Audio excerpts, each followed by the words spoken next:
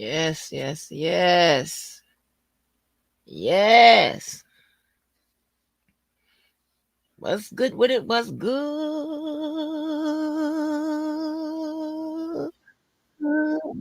Shit, wait a minute.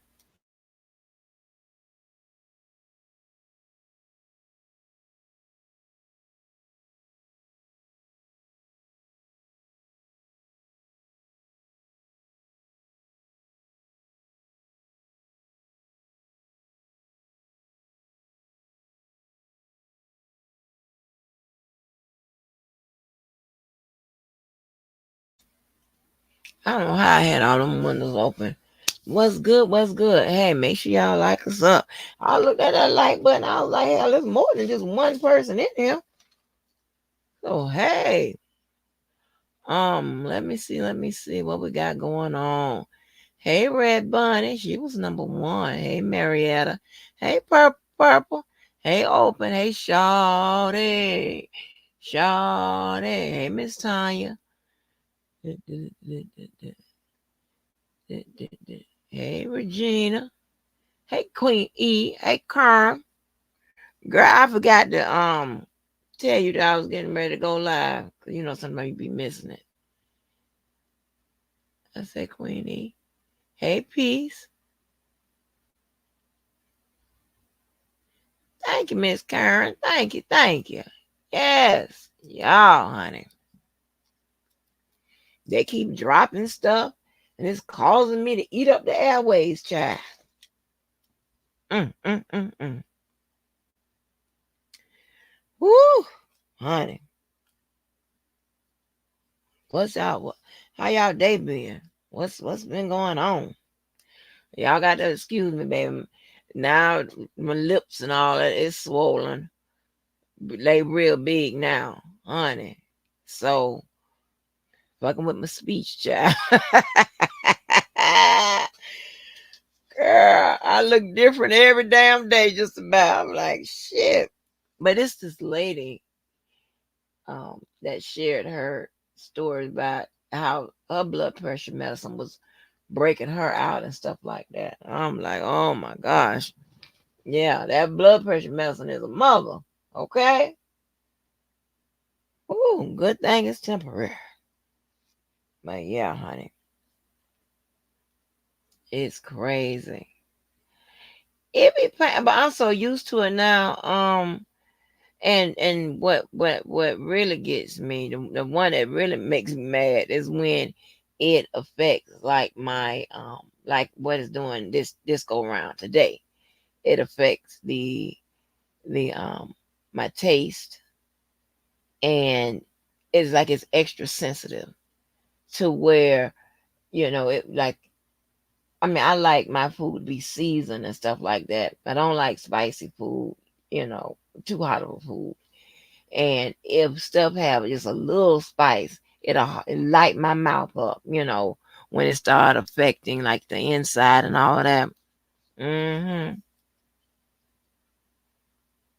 No, I just have to get off the blood pressure medicine. I do that, we won't have these problems because it's a reaction to the medicine.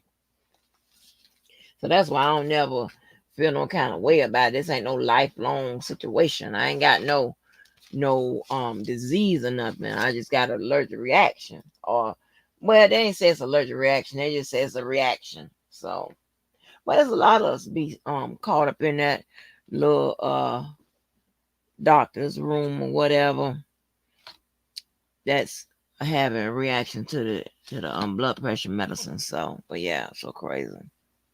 So that's like the third or fourth person on YouTube that I've come across that have shared their story about the blood pressure medicine when they was taking it or whatever, how it was making them swell and things of that nature. I'm like, boy,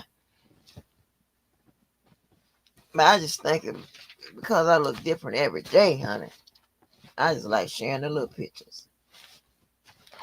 That's it. Because when you know you don't, you're not, that's not you for real, for real. You understand what I'm saying? Like, Like when I cut my hair, I had no problems with cutting it because I knew it was gonna grow back. You understand what I'm saying? It'd get quite long and thick. I had no problems with that. Just like you have no problems with shaping your eyebrows, right? You know, because I know my eyebrows gonna grow back. Child, all I have to do is look to stop cussing and fussing purple. Maybe my blood pressure can stay down. But before we get into the drops, you know, I know I never did speak on what how Tasha K defeated Kevin Hart, what it was about. So I want to look at that real quick because the headlines will lead you to believe that she, um, in that lawsuit he had that included her, like that like he lost that to her. But I don't think that was the case. So let me look real quick.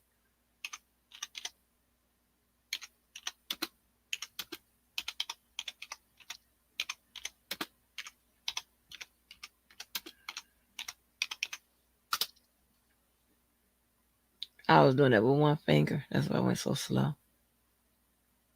Okay.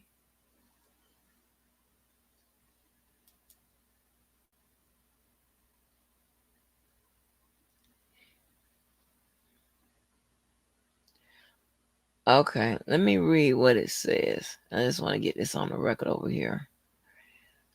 All right. It says Kevin Hart loses bid to get defamatory Tasha K video removed. So it's just about the video. Okay. It says it's just a really vague, overbroad request that doesn't address actual malice.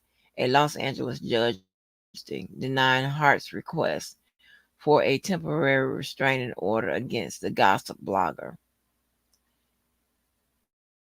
says Kevin Hart can't force celebrity gossip blogger Tasha K to remove her allegedly defamatory interview with his ex assistant from her website, at least not yet, a judge ruled Thursday. During a hearing in Los Angeles County Superior Court, Judge Mitchell L. Beckloff said Hart's emergency request for a temporary restraining order failed to include a transcript of Keeby's interview with the former assistant, Melissa. This damn thing popped up.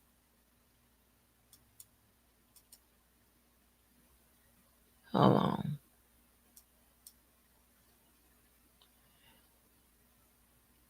Little thing popped up.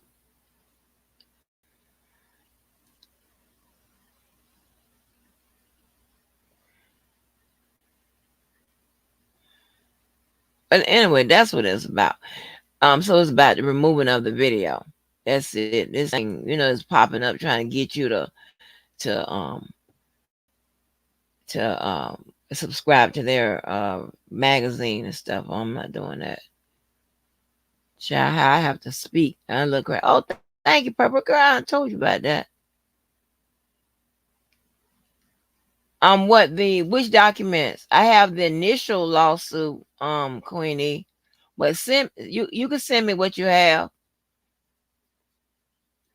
I appreciate it. Thank you, ma'am. I appreciate it. I appreciate it. So, y'all. So let me get this on up on the screen and we can get it started.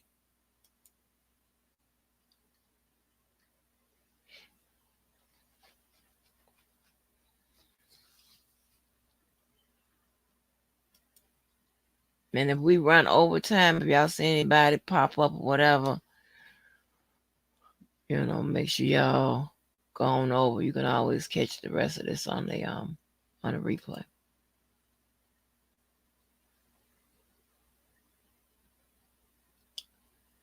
So where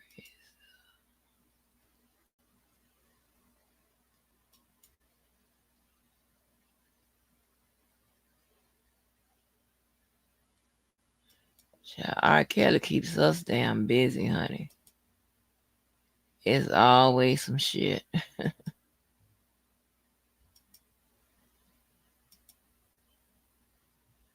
Okay, here we go.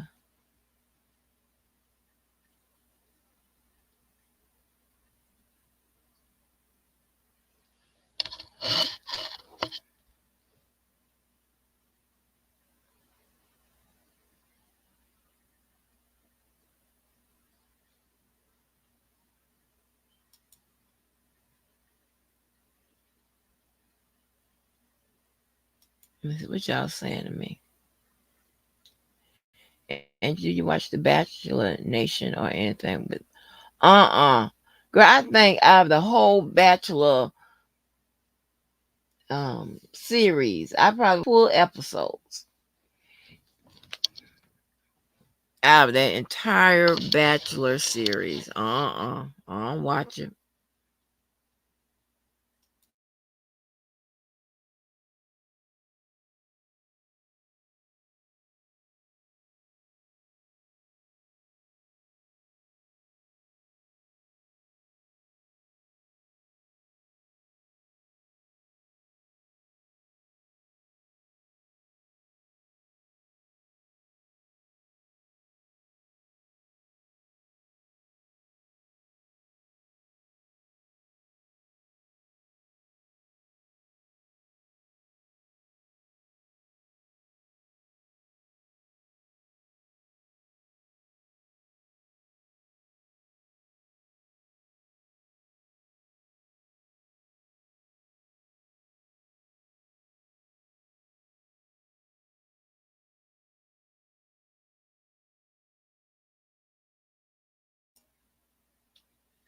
Okay. All right. Paternity scandal. Girl, bye. Ooh. So, I haven't read this. I don't know what this is about, what the response is. But I mean, other than the title is that BOP Officer A. So, this should be interesting. This is the civil lawsuit, okay? And this is R. Kelly versus the United States of America, unknown BOP Officer A, which is not Sylvia, unknown John and Jane Doe BOP officers, and Tasha K. It's the answer, okay? It said defendant, the United States of America, by its attorney, Morris Pasquale, acting United States Attorney for the Northern District of Illinois, for its answer to plaintiff's complaint, states as follows. So, in this situation, the prosecutors, the popos, the feds, and all that, they are the defendant. Okay. It says answer. Defendant, the United States of America, by its attorney, Morris Pasquale, acting United States Attorney for the Northern District of Illinois, for its answer to plaintiff complaint, states as follows. First defense. Plaintiff claim against the United States is barred by the FTCA's discretionary function exception. Okay, well, they're going to hit them with the Federal Tort Claims Act. Okay. And what that pretty much is that it's an act that protects federal employees of certain indiscretions, okay? Not all, but certain. So, and remember, I told you sometimes when you just really, as a prosecutor, sometimes you want to lay out a good argument, and sometimes you want to say, hey, I ain't got to prove nothing but what I prove. You talking about all that extra shit, they ain't got nothing to do with the indictment, and per the indictment, this is all I had to prove. They really don't feel like doing all of that. Whatever. I'm not saying that this is not the case, that this is the case here, but they hit them first, say, hey, we protected under an act. So I don't know why you fucking with us. Yeah. So that's kind of like, listen, I don't feel like arguing with you about this. So that's the first defense. And they got it laid out. Their second defense is answering the specific allegations of the complaint. Defendant admits, denies, or otherwise avers as follows.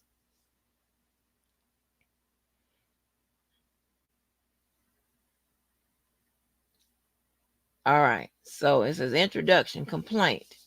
Plaintiff sues the United States of America, unknown BOP officer, also known as Officer A, unknown John and Jane Doe BOP officers, and Tasha K for negligence, invasion of privacy, conversion, civil conspiracy, intentional infliction of emotional distress, and willful and wanton conduct brought under the Federal Tort Claims Act, FTCA.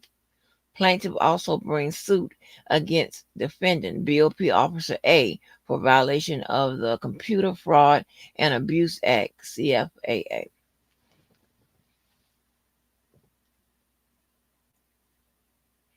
Response. Admit that the complaint purports to bring those allegations. Complaint. Plaintiff is a high profile prisoner of the BOP. He's a Grammy Award winning recording artist and a nationally recognized celebrity. As with all prisoners, but particularly because of the plaintiff's status, the United States of America, through the BOP, had a duty to protect plaintiff and his private and sensitive information to ensure that its employees did not exploit plaintiff for financial gain or for any other reason. Response.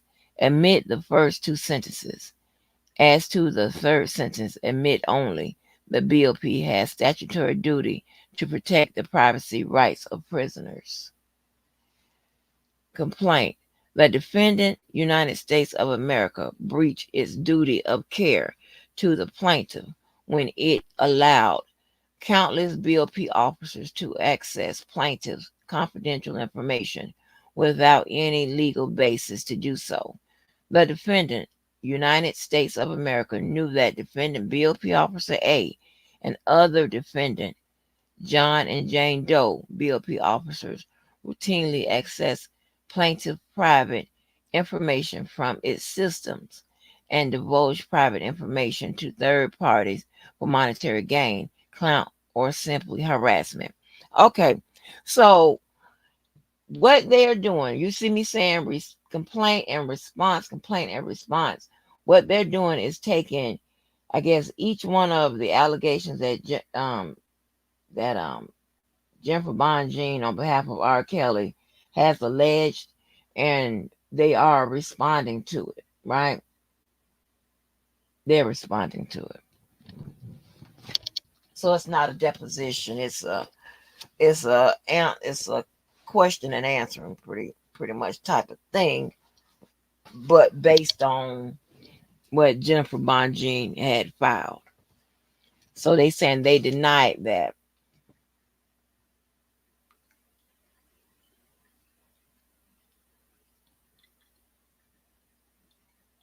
Okay, so right there, right above that, they've already asserted that the BOP officer has a statutory duty to protect the privacy rights of the prisoners. Hmm.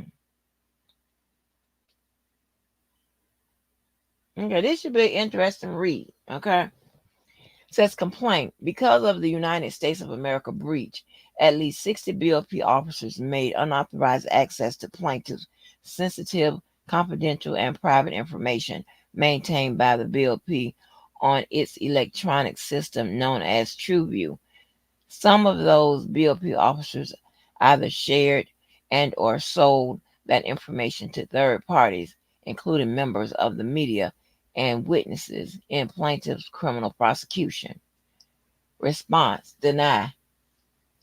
Complaint: defendant unknown BOP Officer A accessed plaintiff's private BOP records, TrueView records, including email communications, visiting lists, inmate trust account information, and recorded phone calls with third parties and plaintiff attorneys with authority to do so.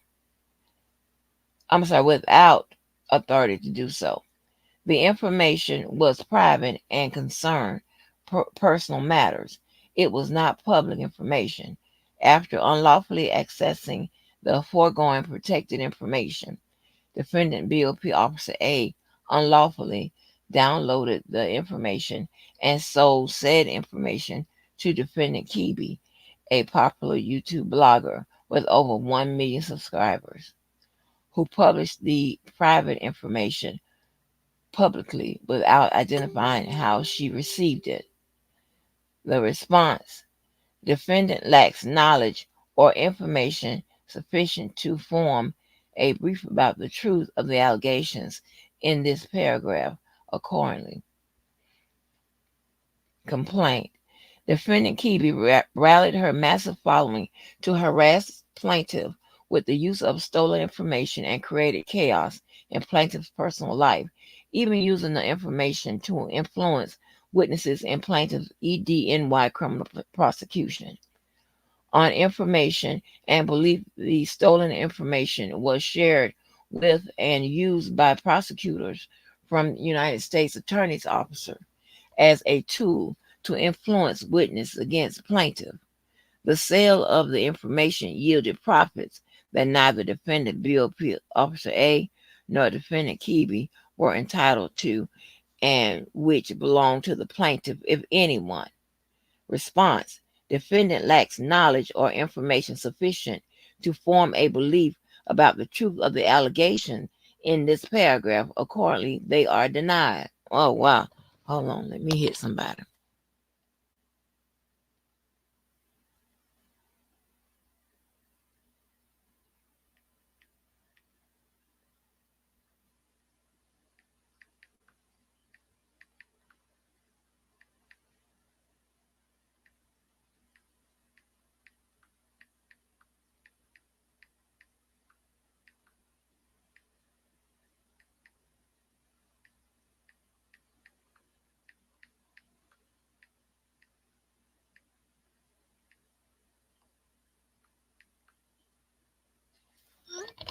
Okay.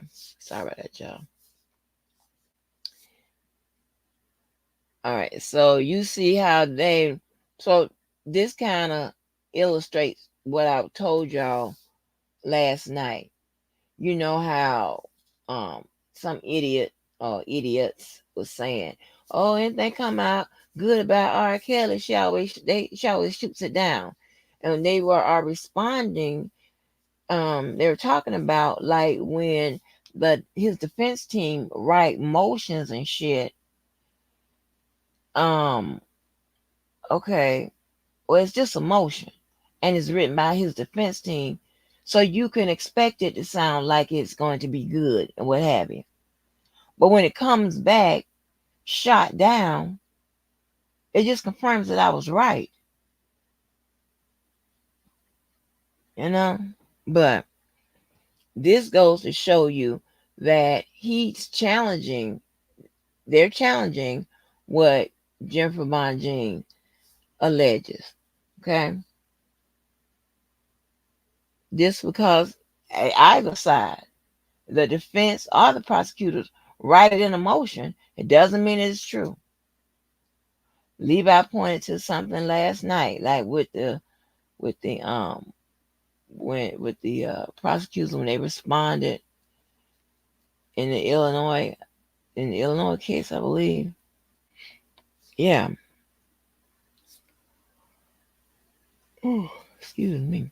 All right. It says Department of Justice Office of the Inspector General investigation initiated a secret investigation into the unauthorized access of plaintiff sensitive information. The department did not inform plaintiff of the investigation and never has. Plaintiff later learned that the investigation resulted in the issuance of a search warrant for a BOP computer used by defendant BOP Officer A and forensic analysis of the computer.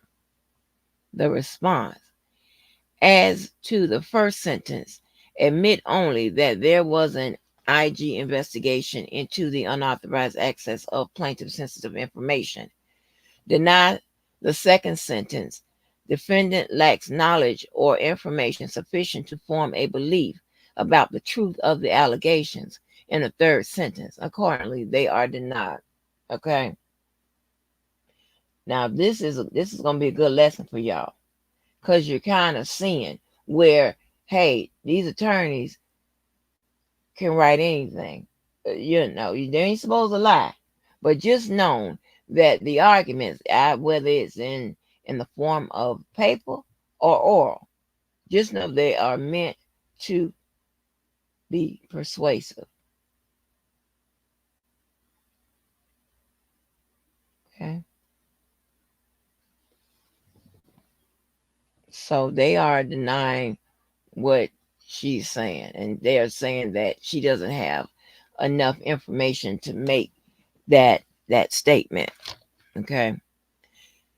All right. It says, according to the affidavit of the special agent Matlock of the Department of Justice, later obtained by plaintiff attorney, probable cause existed to believe that defendant BOP Officer A committed a criminal violation of 18 U.S.C. Section 1030 A2B, that is, unauthorized access of a computer to obtain information from the Federal Bureau of Prisons.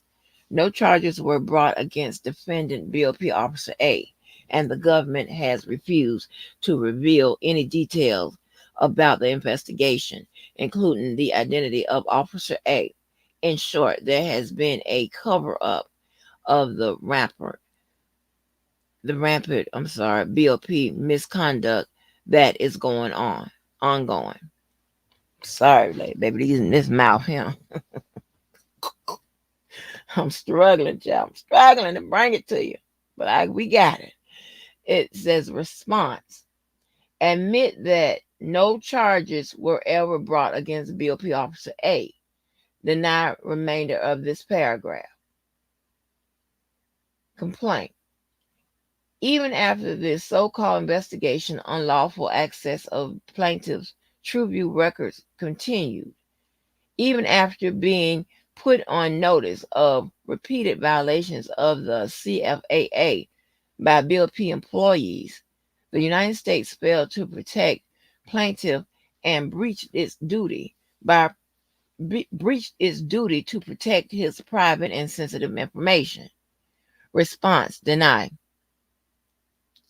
Complaint.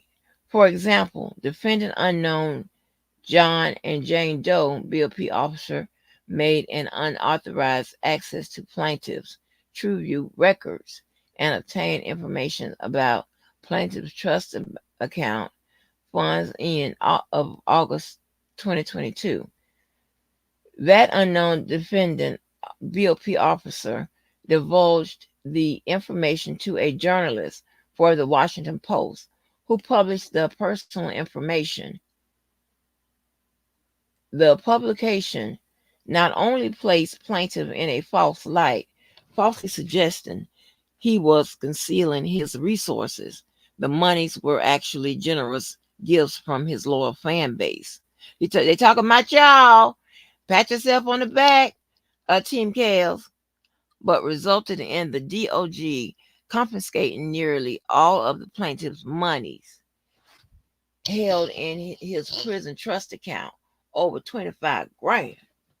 Plaintiff was forced to pay for legal services to litigate the unjustified taking of the money, an issue that is now pending before the Second Circuit Court of Appeals. Plaintiff maintains that DOJ had no authority to confiscate those funds, which would not have occurred in any event if the information was not leaked to the public by a defendant, unknown John or Jane Doe BOP officer. Response: denied.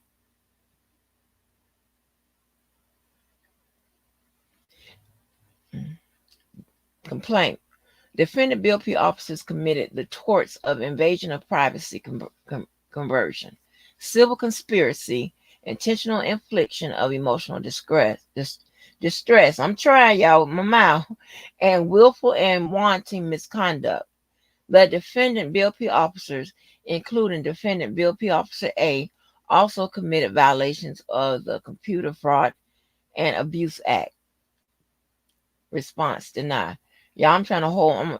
If I roll my lips up tight like this, I don't know if y'all can hear it. Maybe I can get the words out right. Okay. Complaint. Plaintiff suffered a multitude of loss and damages as a result of the defendant, United States of America, negligence and the torts committed by the defendant, BOP Officer A, and other unknown John and Jane Doe BOP officers, including but not limited to legal fees and emotional and psychological distress. And deny. Complaint. Separately, losses in excess of $5 grand accrued as a result of the CFAA violation committed by defendant BOP Officer A.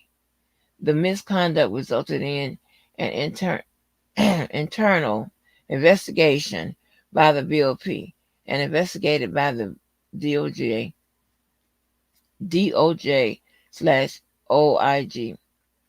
and both the seizure and examination. Response. Admit that there was an investigation into the alleged misconduct of BOP Officer A, which included a search of a BOP computer. Deny that BOP Officer A violated the CFAA in furtherance of her official duties. Defendant lacks knowledge or information sufficient to form a belief about the truth of the remaining allegations in this paragraph. Accordingly, they are denied. Oh, excuse me. Hold on, let me come on and run it where y'all at. So y'all, hey, what's up, Cookie? Hey, Joseph. Hey, Devin. So y'all understand how this is laid out so far? Hey, Karen Johnson. So y'all understand how this is laid out so far?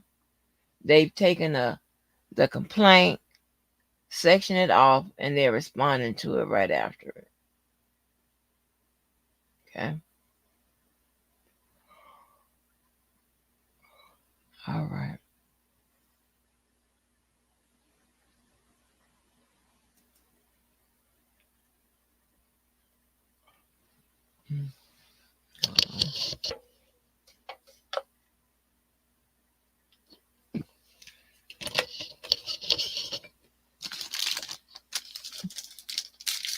I'm coming. Give me 1 sec, y'all. 1 sec.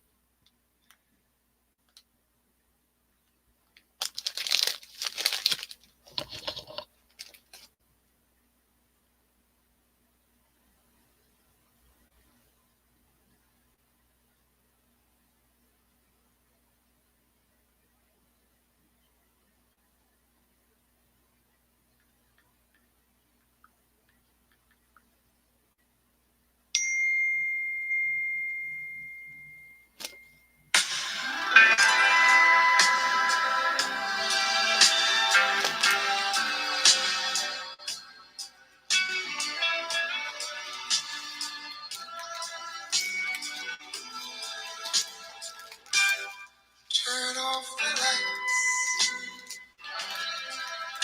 light a candle. Tonight I'm in a romantic mood. Yeah. Let's take a shower together. I'll wash your body, you wash mine. Yeah. Love me down in some hot oil, baby. Yeah. And I'll do the same thing. Just turn off the lights. Come to me.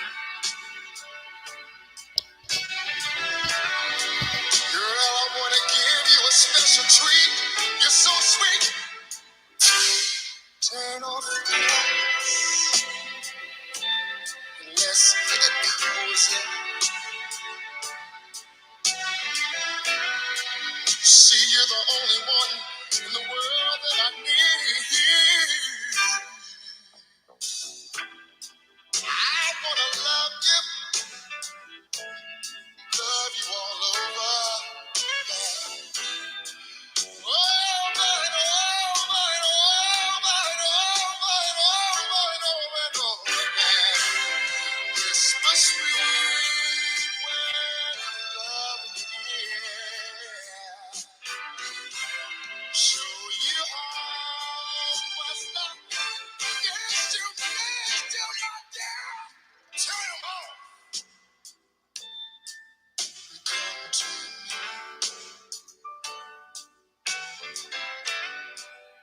Tonight I'm in a sexy mood. Ooh, baby. All I can do.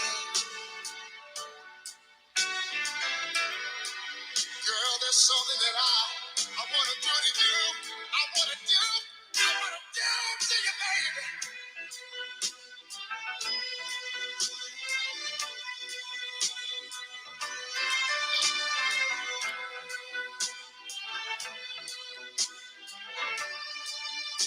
Would you mind if I ask you to?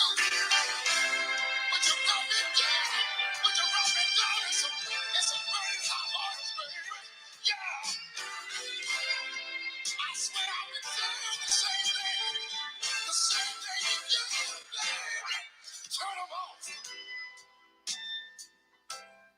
Let's get crazy. I wanna give you a special treat. You've been so sweet. Turn 'em on. Come closer. You're the only one in this whole wide world that I ever need. Turn 'em on. Another candle. See, there's something I wanna do to you, baby.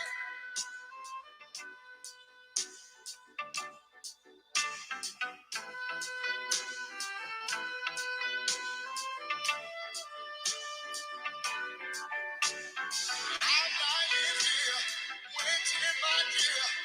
You can get what you want anytime you want. I'm lying here, waiting, my dear. Come get what you need. Yes, honey, yes. Okay. I be coming up with the hits. Listen, I like me old damn fool hollering and screaming at me.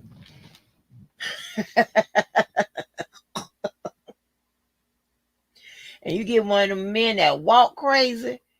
Y'all know, y'all ever seen the men that walk crazy? Just be walking. Like, what the hell? Just be, y'all bet, listen, I bet you all kind of shit. I find the strangest shit to get all, you know. And then when you sit down and talk to other women, you find that they be looking at the same crazy shit. Girl, you see how crazy you walk? Girl, I like that. Mm-hmm. What up, 312? Miss Dr. Vaughn up in the building. Did Miss Dr. Vaughn catch one? Hey, baby.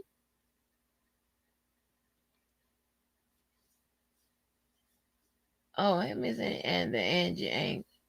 Are you calling them the angels? Well, that would be sweet. Man, ain't that right? And you know we in Club Blue, which is the sky. Yeah. And also the color of the Mars. But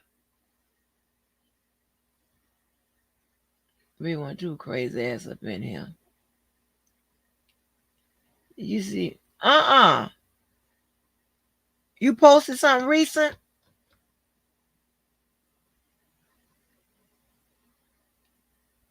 Mm-mm. I ain't seen the baby. Wait a minute, you must be talking about your boyfriend.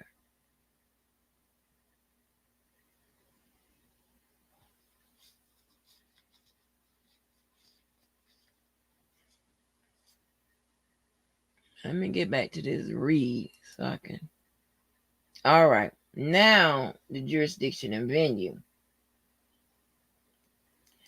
All right, the complaint. The court has subject matter jurisdiction over this matter pursuant to 28 U.S.C. Section 1331, in that this action arises under the laws of the United States of America and it's premised on the acts of omission of the defendant acting under color of federal law.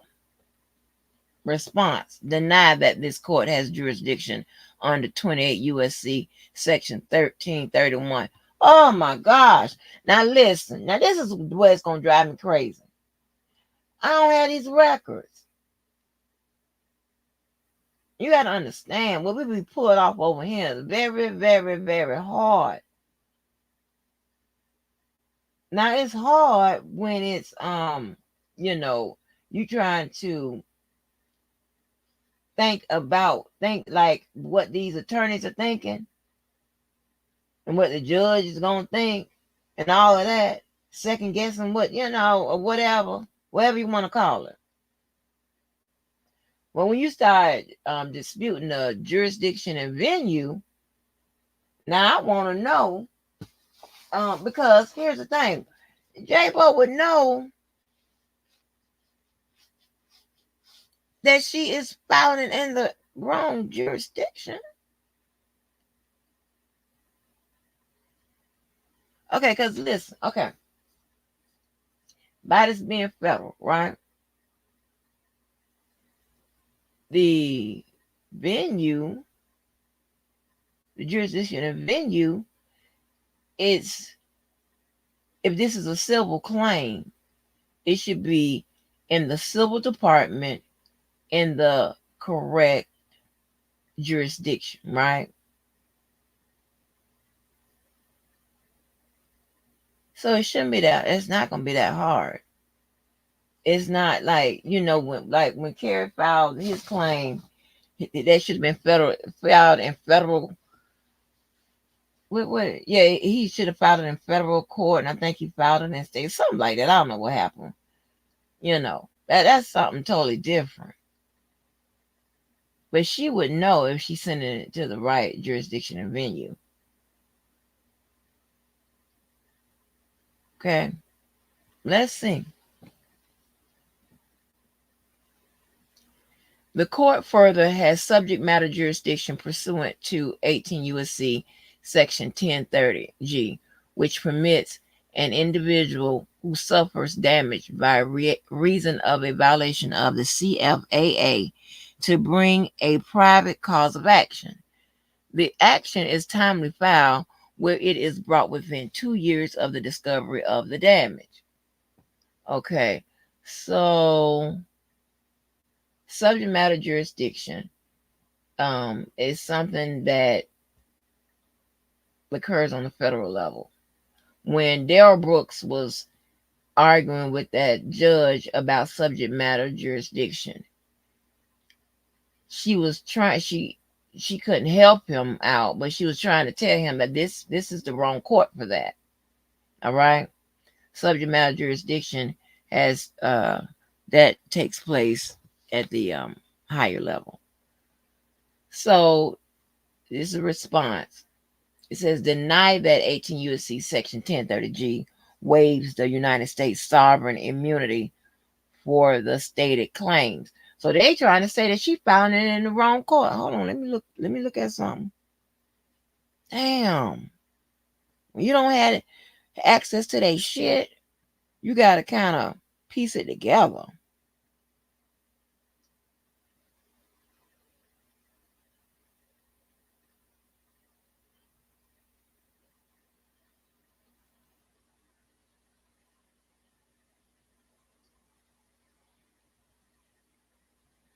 Okay.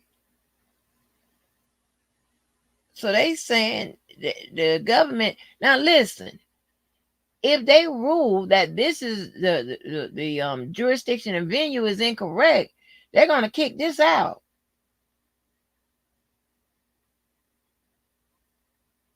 And then for her to file it again in the correct jurisdiction and with in the correct jurisdiction and venue, it may run into a timely filing situation, right? The statute of limitation may have ran on it. This is crazy. Wait a minute. Hold on.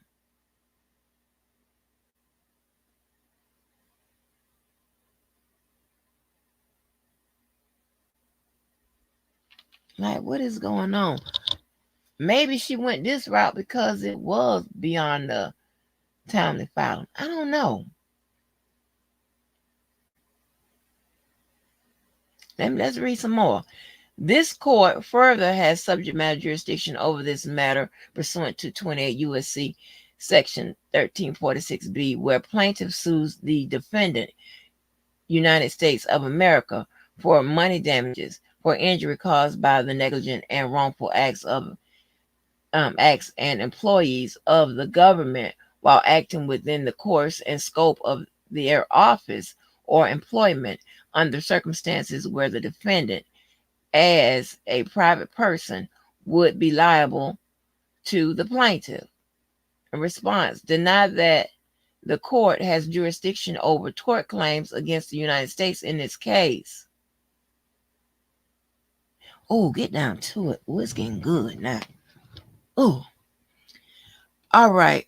It says complaint. Jurisdiction founded upon federal law is proper in that this action is premised on federal causes of action under the Federal Tort Claims Act, FTCA, pursuant to 28 U.S.C. Section 2671. Response: deny that the court has jurisdiction. Complaint. Pursuant to FTCA, plaintiff filed a notice of claim on November 14, 2022, and served his claim to the appropriate federal agency for administrative settlement under the FTCA, requesting $1 million or more. Response: admit by letter. Okay, and that just means admit right there. It just means that they agree with it. Complaint. By letter dated June 15, 2023, plaintiff claim was denied in writing by the North Central Regional Office of the Federal Bureau of Prisoners, and such denial was sent by certified mail to the plaintiff counsel. Response: admit.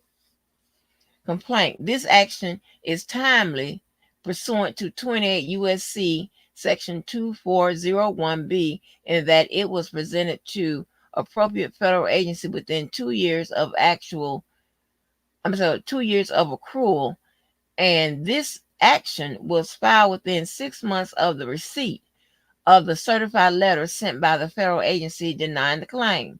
Admit. The court also enjoys supplemental jurisdiction if necessary, where 28 U.S.C. Section 1367 in connection with the claims against defendant Keeby, who is not acting as a contractor for the federal government. Okay, so I was explaining to somebody that when you have a private citizen and you have a company that you're trying to sue and this, that, and the third, whatever, and you're trying to make sure that somebody with money is held liable, which is normally the company, in this case would be the federal government, your attorney normally tries to pencil whip it in as if that person that actually caused the injury to your ass either works for you in some kind of capacity, either as a straight employee or a contractor. Okay, it's just the way that you try to make that company liable. because more than likely the company, the United States, will have the $1 million, not the broke ass person you're trying to sue. All right. So, and then also, if you can also get the company to say that person is a employee of yours, because probably a lot of the acts, a lot of the behavior, a lot of the crime was probably done by some kind of computer, or maybe done on your premises or something like that. So whatever way they can kind of, you can kind of get the a person, a private citizen, and a company tied together, bound together, then you could try to make sure if you win that you get your money. So okay, let me start over with that. It said the court also enjoys supplemental jurisdiction if necessary under 28 U.S.C. Section 1367 in connection with the claims against defendant Kibi, who, if not acting as a contractor for the federal government, is liable for claims that are so related to the claims in this action within such original jurisdiction that they form part of the same case or controversy. Response: defendant takes no position on whether the court has supplemental jurisdiction over the claims against defendant Kibi.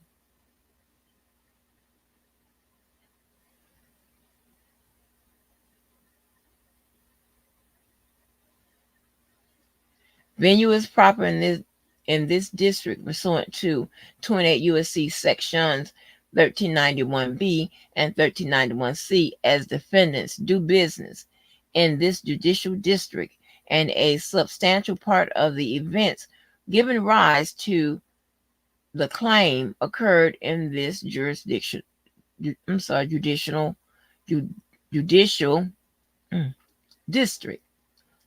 Response: defendant lacks knowledge or information sufficient to form a belief about the truth of the allegations in this paragraph. Accordingly, they are denied.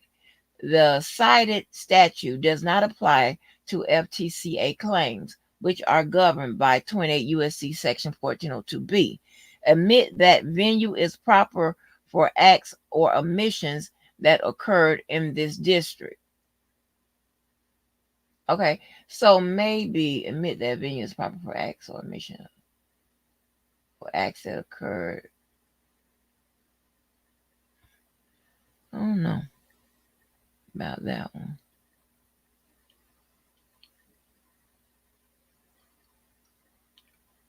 Or maybe they just admitting to, if something happened in that district, you know, they will be held responsible for it. It says parties complaint. Plaintiff Robert S. Kelly is a 56-year-old Chicago native. He is indisputably the king of R&B. He is currently an inmate incarcerated in the Butler Federal Correctional Center in Butler, North Carolina. At times relevant to this complaint, plaintiff was an inmate at the Metropolitan Correctional Center in Chicago, Illinois. Response: admit that plaintiff is 56 years old and a well-known R&B musical artist. Admit the third sentence.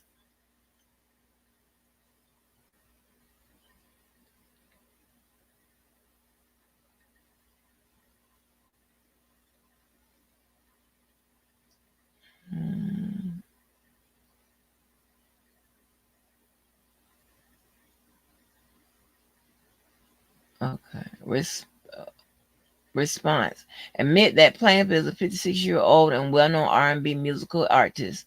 Admit the third sentence. Admit the plaintiff was incarcerated at MCC Chicago from July 11, 2019 to August 1st, 2019.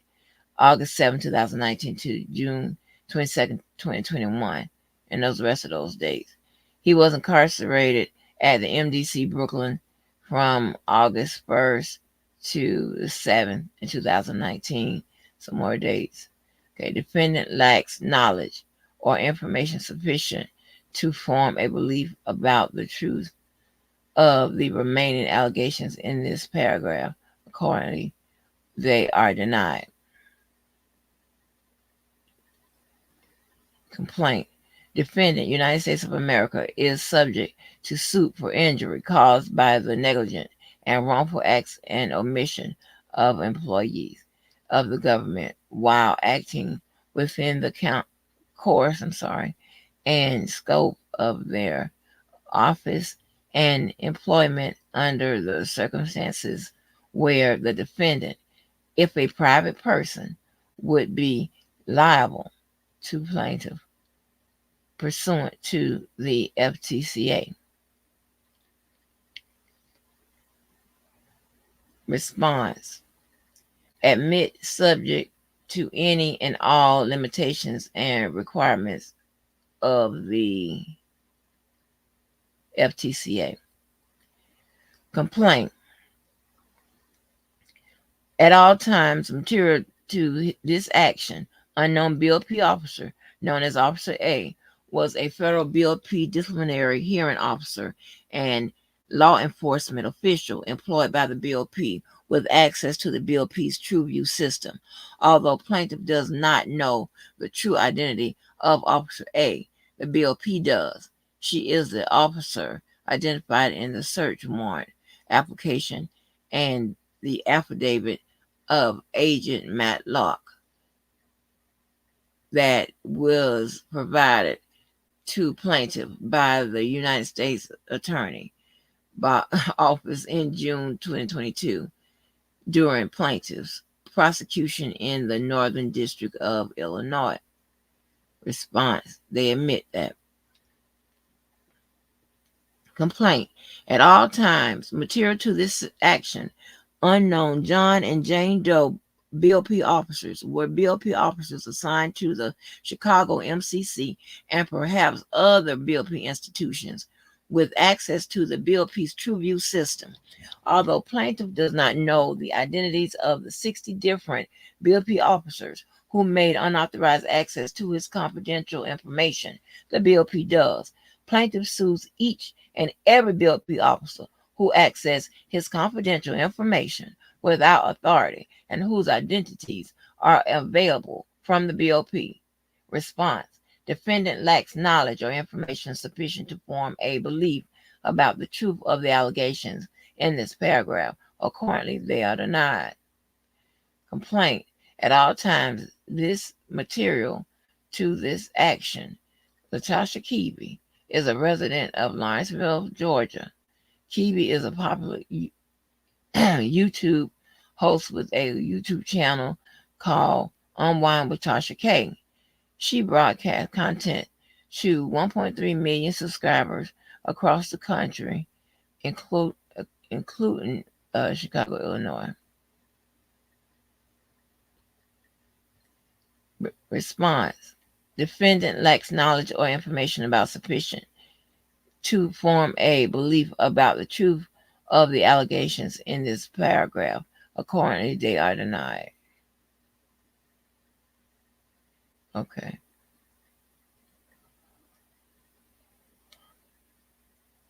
Facts. All right. Now this should be interesting. Facts. Complaint.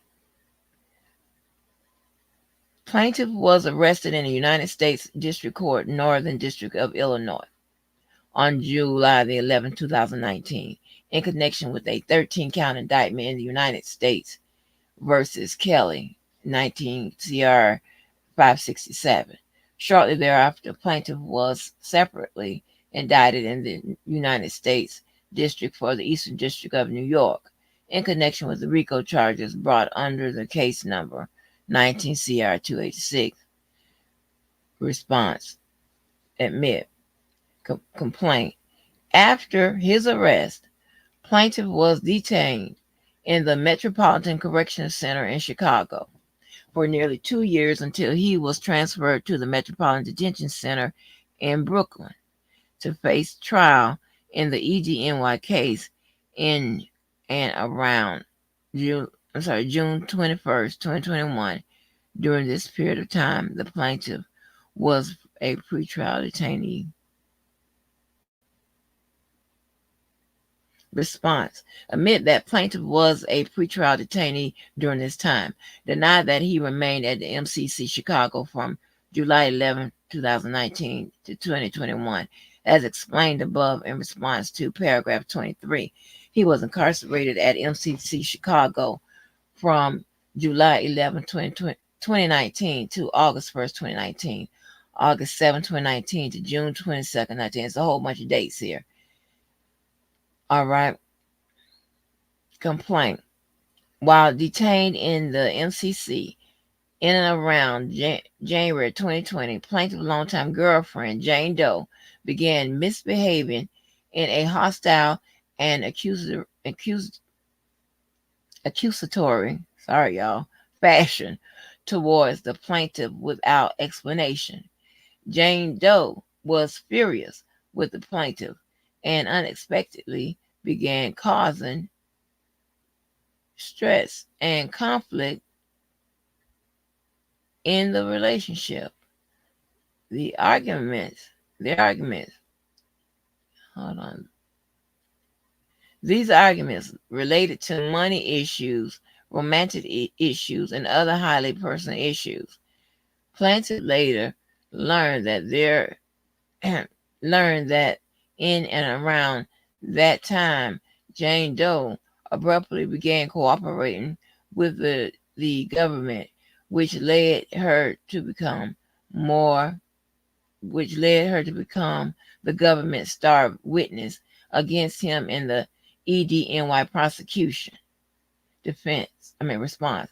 Defendant lacks knowledge or information sufficient to form a belief about the truth of the allegations in this paragraph.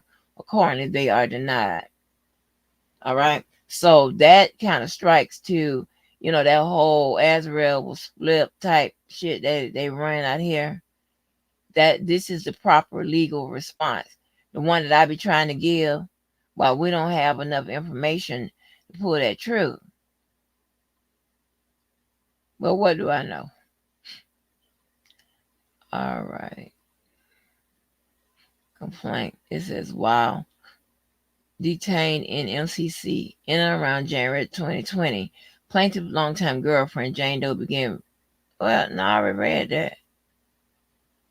Hold on, I already read that. Wake up, girl. All right. In and around that time, defendant Kibi, a popular YouTube blogger, began publishing information to her 1.1 million subscribers and other viewers, private information about the plaintiff to watch she should not have had access, to which she should not have had access. Defendant Kibi did not reveal how she received said confidential information. Response. Defendant lacks knowledge or information sufficient to form a belief about the truth of the allegations in this paragraph. Accordingly, they are denied. Well, I don't agree with that because this is verifiable. This happened on the channel.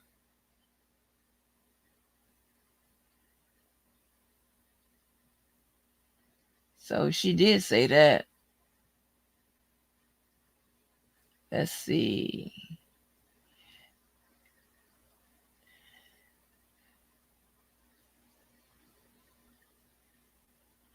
Okay. It says complaint. Just by the way of an example of on November 7, 2029.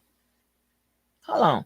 Just by way of example, on November 7, 2029, defendant Kibi posted a video on YouTube titled R. Kelly Can't Control His Girlfriends While Behind Bars. Kibi told her viewers that the information came from a phone tap somewhere.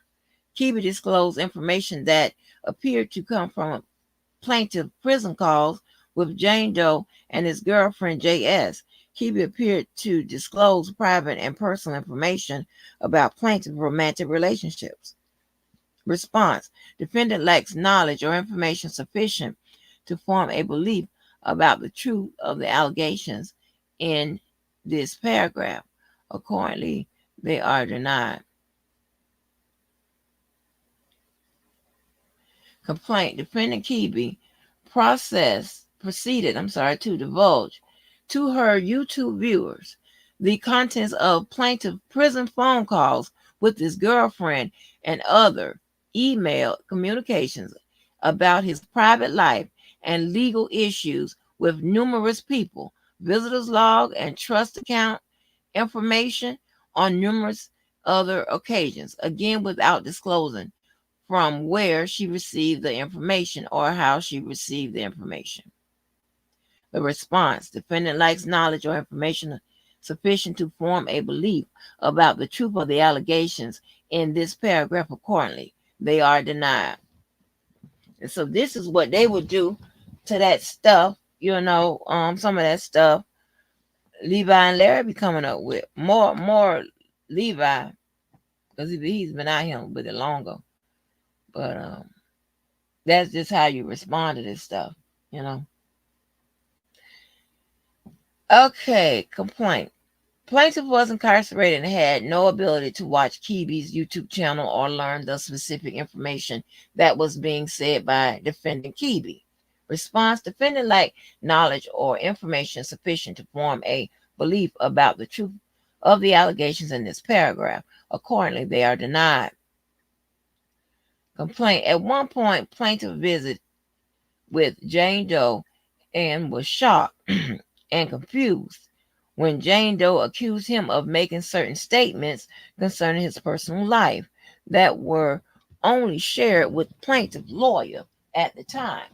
Jane Doe refused to divulge how she received the information, but claimed that she was privy to plaintiff's conversation with his attorney.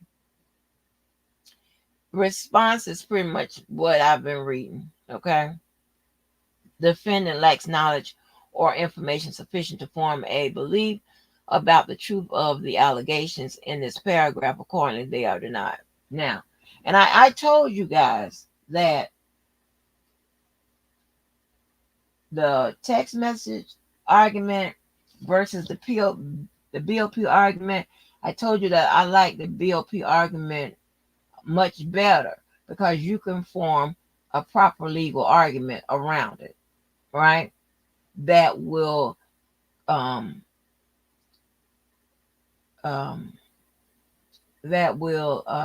conform to procedural law and substantive law. Okay.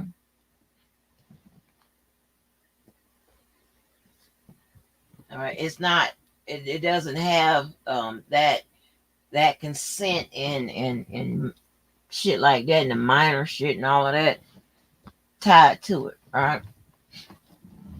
So you could and as you see, this is going further. All right.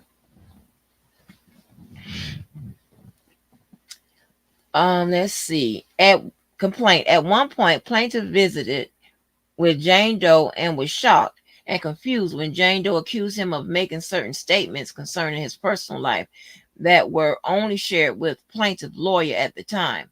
Jane Doe refused to divulge how she received the information, but claimed she was privy to plaintiff's conversations with his attorney. I just read that. And we got that same response. Let me advance this one before I go. All right. Plaintiff had no idea how certain private information was making its way onto the public domain. In early 2020, the BOP went on a complete lockdown as a result of the pandemic for a year. Attorney visits were conducted entirely by phone call, and eventually Zoom visits and face-to-face visits did not resume until late 2022. It is unclear how many of plaintiff's attorney-client communications were shared with third parties by defendant BOP Officer A, or why these communications were being recorded at all.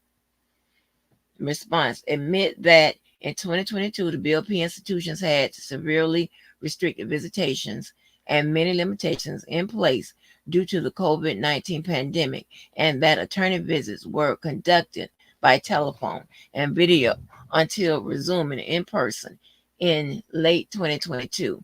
Defendant lacks knowledge or information sufficient to form a belief about the truth of the remaining allegations in this paragraph. Accordingly, they are denied.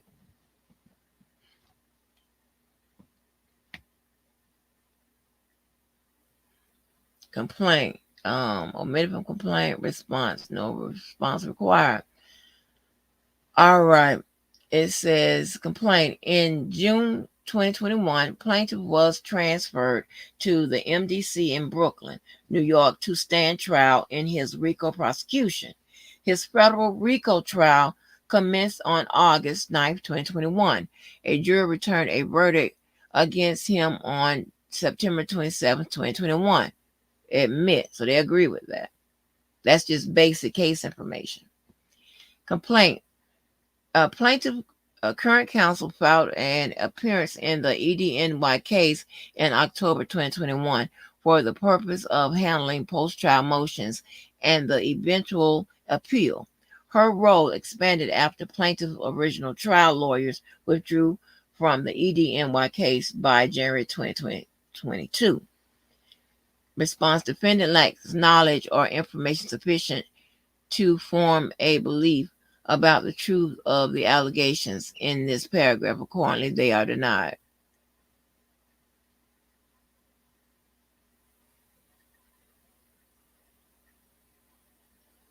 And let me make sure, because I think I might have said this wrong, so make sure I get to tell y'all right.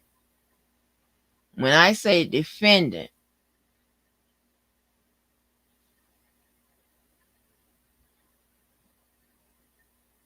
I'm not speaking on R. Kelly. When I say defendant, I'm speaking on the federal government. So this is the federal government response. Tasha K's attorney, who's ever working on this particular claim of action, who's ever representing her on this, then her attorney should submit something on her behalf, unless her attorney will adopt the response by the government. Okay, join in on the response. Okay.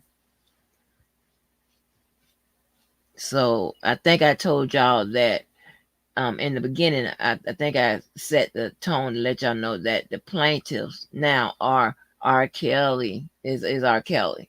The defendant is the government, BOP Officer A, and whomever else. Okay, that's on the bottom. All right. Complaint. Undersigned counsel filed an appearance in the Northern District case on February 18th, 2022, and with her legal term began preparing for plaintiff's Northern District trial scheduled commence in August.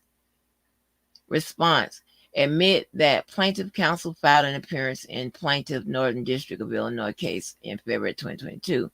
Defendant lacks knowledge or information sufficient to form a belief about the truth of the remaining allegations in this paragraph. Accordingly, they are denied.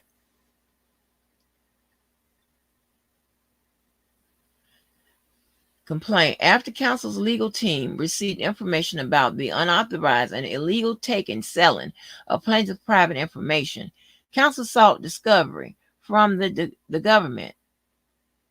Response: admit. Complaint. On June 14, 2022, attorneys for the government produced to plaintiff's counsel an application and affidavit for a search warrant under the case caption in the matter of the search of the HP desktop computer bearing serial number, bunch of numbers. The materials did not include plaintiff's name or any BOP officer's name. Neither plaintiff nor his counsel had access to the anonymously filed search warrant application and affidavit until it was procured by the government on June 14, 2022. The government refused to provide any additional information despite plaintiff requests. Response: admit to the person's second sentences and that in the criminal case, the government did not provide further information regarding the affidavit and application for a search warrant for a BOP computer. Defendant lacks knowledge or information sufficient to form a belief about the truth of the remaining allegations in this paragraph. Accordingly, they are denied. Complaint. According to the materials produced in June of 2022, Special Agent of the Department of Justice and the Inspector General Matlock executed an affidavit in support of a search warrant for a computer located in Northern District of Illinois related to a violation of 18 U.S.C. Section 1030A2B, that is, unauthorized access of a computer by obtaining information from the Federal Bureau of Investigation. Federal Bureau of Prisons. Lord have mercy. Admit. Complaint. Agent Locke averred that the OIG received information from the BOP that unknown BOP Officer A was suspected of accessing sensitive law enforcement information maintained on the BOP's electronic system and providing that sensitive information to an individual who then released the information on all social media platforms. Oh, is they talking about my boy? Admit. Okay. The response is admit. Let me read that over because there it looks like they are assigning some blame to some people. So let me read that over because the government agreed to it. Let me read that over.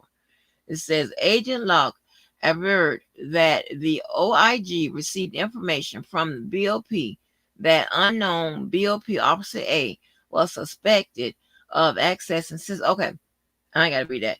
They are agreeing that that's what Agent Locke did. Okay,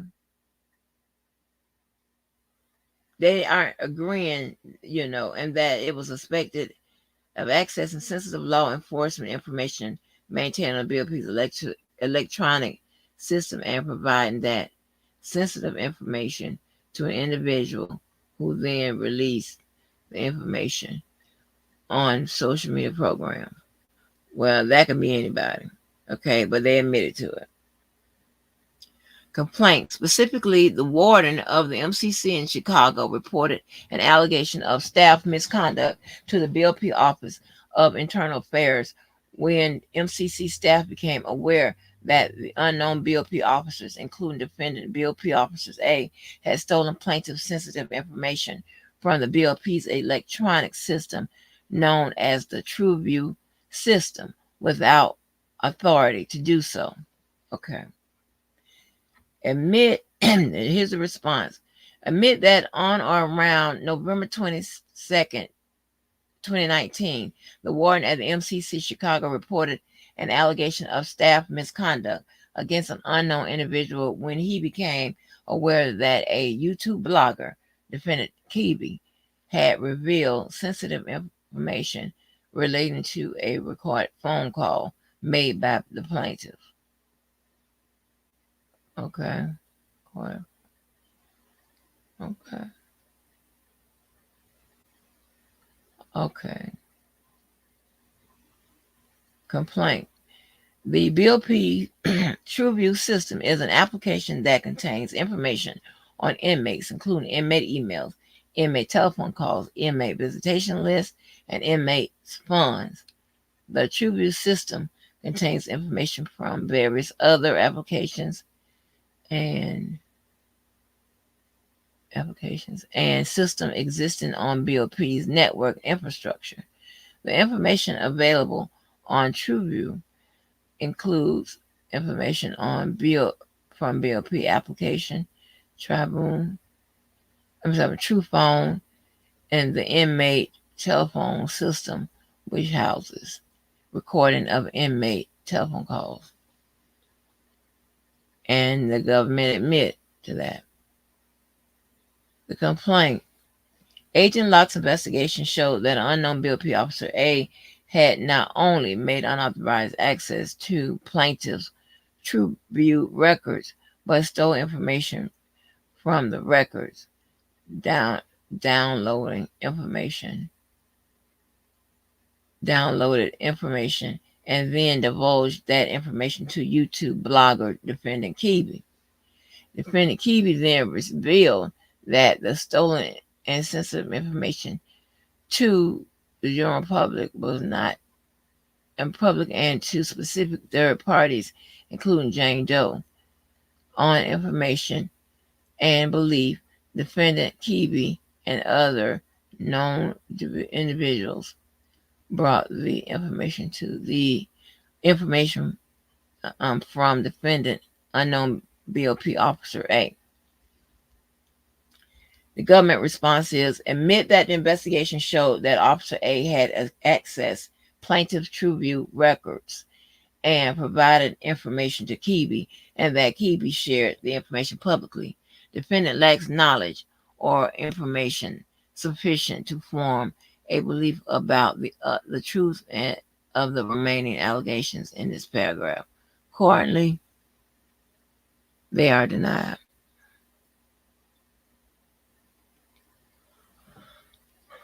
Hold on.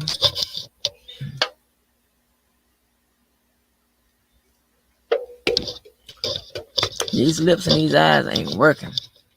Okay.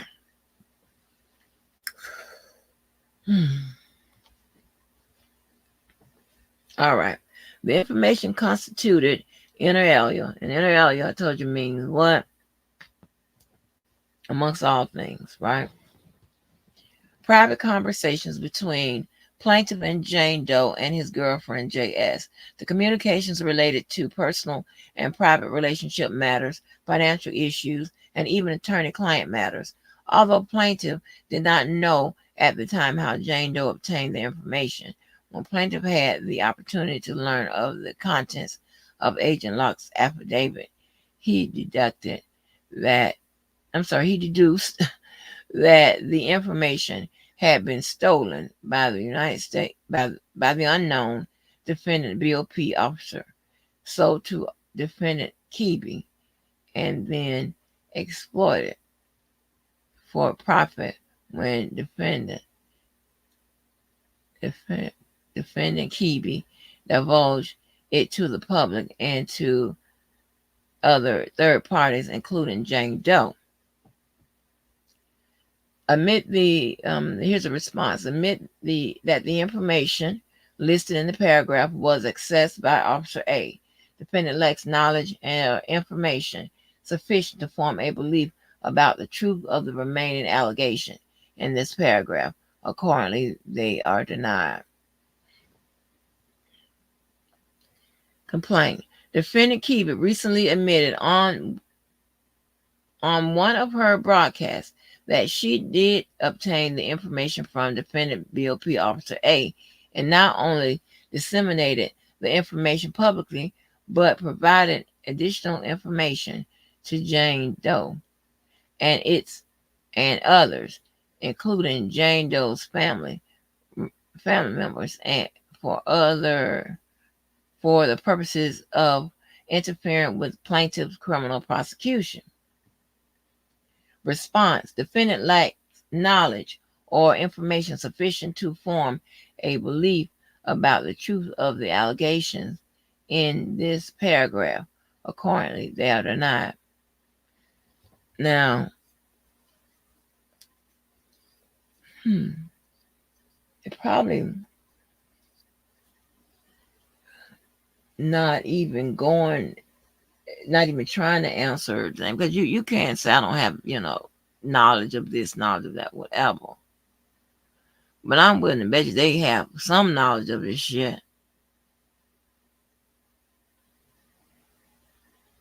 And I mean, unless they don't want to take no chance on his, they don't want to take no chance on just giving out the wrong answer or answer that they got to stick by later on, So this is probably the smartest way to answer it.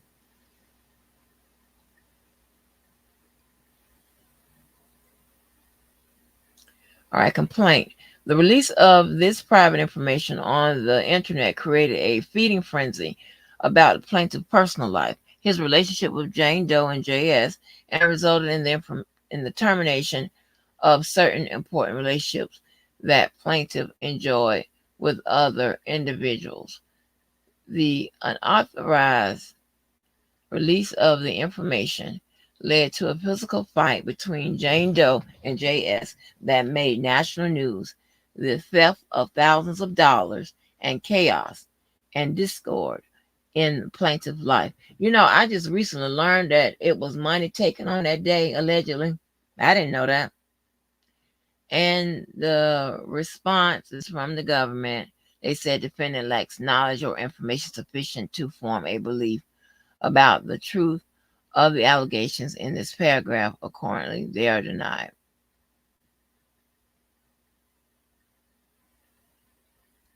Complaint. Furthermore, because information about the plaintiff's visiting list and trust fund balances became public news, plaintiff was no longer able to enjoy certain important and supportive relationship with people. Defendant Kibi released the names of certain individuals who supported plaintiff, publicly shamed those people, calling them enablers, and inferred with those relationships. I'm sorry, interfered with those relationships. I'm trying to tell you, I'm having a hard time. Understandably, plaintiff associates did not wish to be harassed or have their employment put into jeopardy because of the illegal conduct of defendants BOP Officer A and Kibi. Plaintiff suffered significant emotional distress, and as a result of the release of this information and further worried worried about what other private information what was in the hands of the third parties, and the government gives the same old response. Complaint. Both before and after plaintiff learned about Agent Locke's affidavit, plaintiff spent sleepless nights distressed and confused how his private conversation had leaked to the public and who was responsible for it. Same response. Complaint. Importantly, plaintiff suffered emotional distress because he did not feel at liberty to freely speak with his attorneys. Plaintiff learned that his attorney-client communications were not only recorded, but information from those calls were released to Jane Doe and presumably others. Plaintiff did not and still does not know the extent to which his private information has been divulged publicly. Same old answer from the government. Complaint. Agent Locke's investigation revealed that from the period of July 15th, 2019 through January 8th, 2020, 60 different BOP officers had access to plaintiff's TrueView records, including defendant unknown BOP Officer A. Indeed, defendant unknown BOP Officer A engaged in unauthorized access to plaintiff's TrueView records with a whopping 153 times. To this day, plaintiff still does not know the extent of his damages, injuries, and loss. Injuries and loss, as the government has refused to disclose to the plaintiff information about what the investigation revealed and the precise nature of the stolen information. Response. Admit the first sentence. Admit that Officer A accessed plaintiff's TrueView records 153 times. Defendant lacks knowledge of information sufficient to form a belief that the truth of the right. truth of the allegations in the third sentence. Accordingly, they are denied.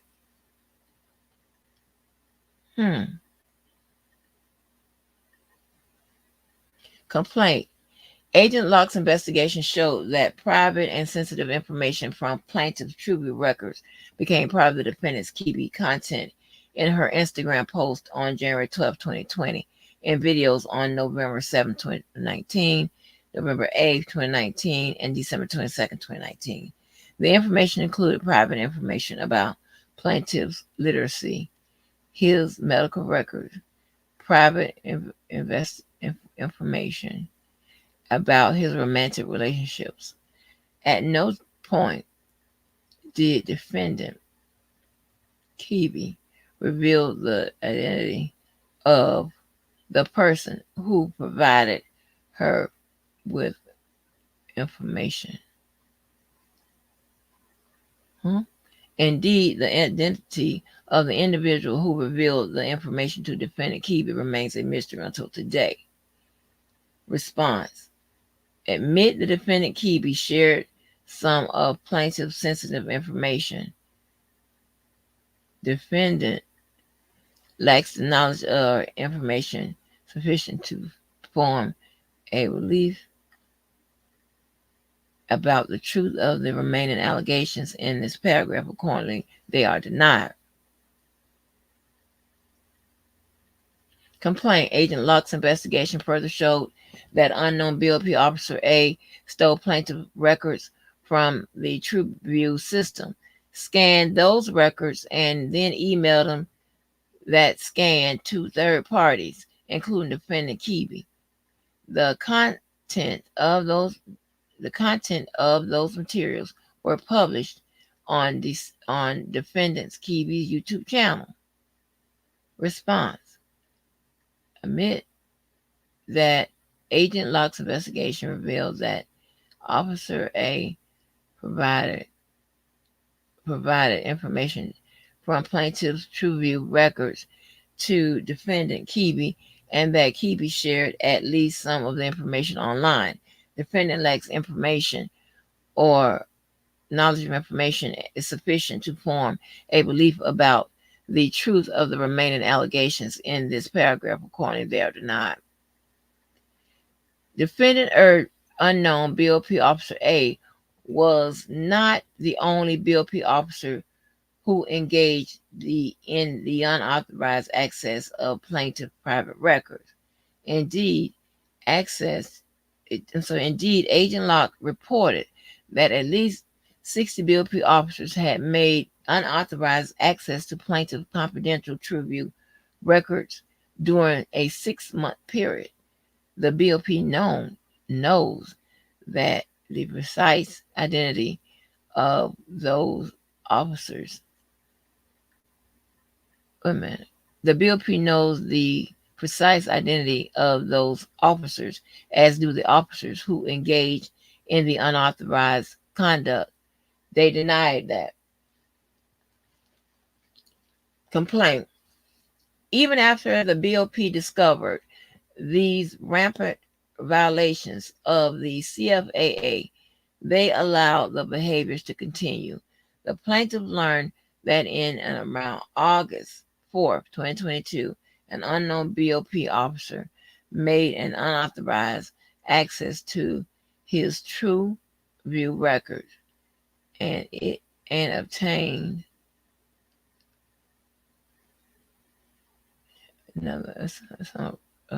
okay. Even after they discovered these rappers, they allowed.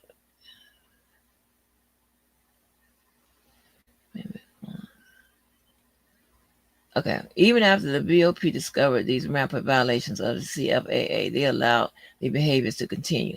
The plaintiff learned that in and around August 4th, 2022, an unknown BOP officer made an unauthorized access to his TrueView records and obtained information about plaintiff's inmate funds.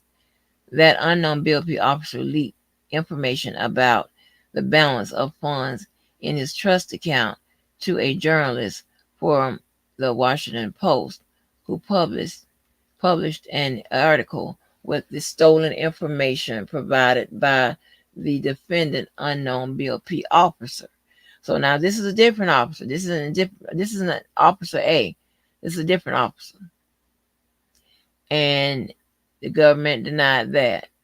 The complaint.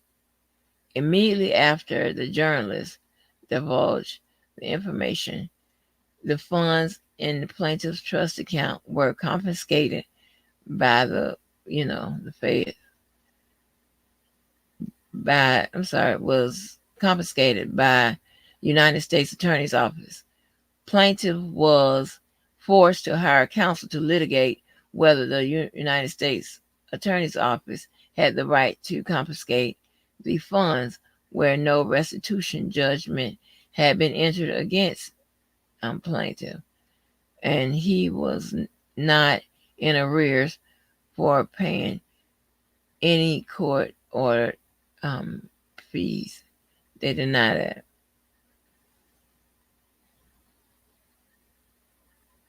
Okay. Let me come right now with y'all, because baby, my eyes doing something. Oh, I ain't got that much to go. Let me knock this out. Okay. Complaint. Immediately after the journalist divulged the information, the funds in the plaintiff's trust account were confiscated by the United States Office. Plaintiff was forced to hire counsel to litigate, I just read this, whether the United States Office had the right to confiscate the funds where no restitution judgment had been entered against plaintiff, and he was not in arrears for paying any court-ordered fees or costs. They deny. Complaint. Plaintiff promptly filed a notice of claim on November 14, 2022, and served his claim to the appropriate federal agency for the administrative settlement under the FTCA, requesting $1 million or more. Admit. Complaint. By letter dated June 15, 2023, plaintiff claim was denied in writing by the North Central Regional Office of the Federal Bureau of Prisons, and such denial was sent by certified mail to the plaintiff counsel. Admit. Now went to the cause of action. Ooh, girl, wake your ass up. Excuse me, let me come right now. I don't know if I'm gonna get to that damn ex post facto stuff, because that requires focus. I'm right here with you. What we doing? Hey, Jenny's man. I sure appreciate y'all listening to this bumpity bump reading. I'm trying to get together on this last little part. Oh, girl. Oh, ladies and gentlemen, this chick here need, instead of being on the phone all motherfucking night and shit, she needs to take her ass to sleep. Oh.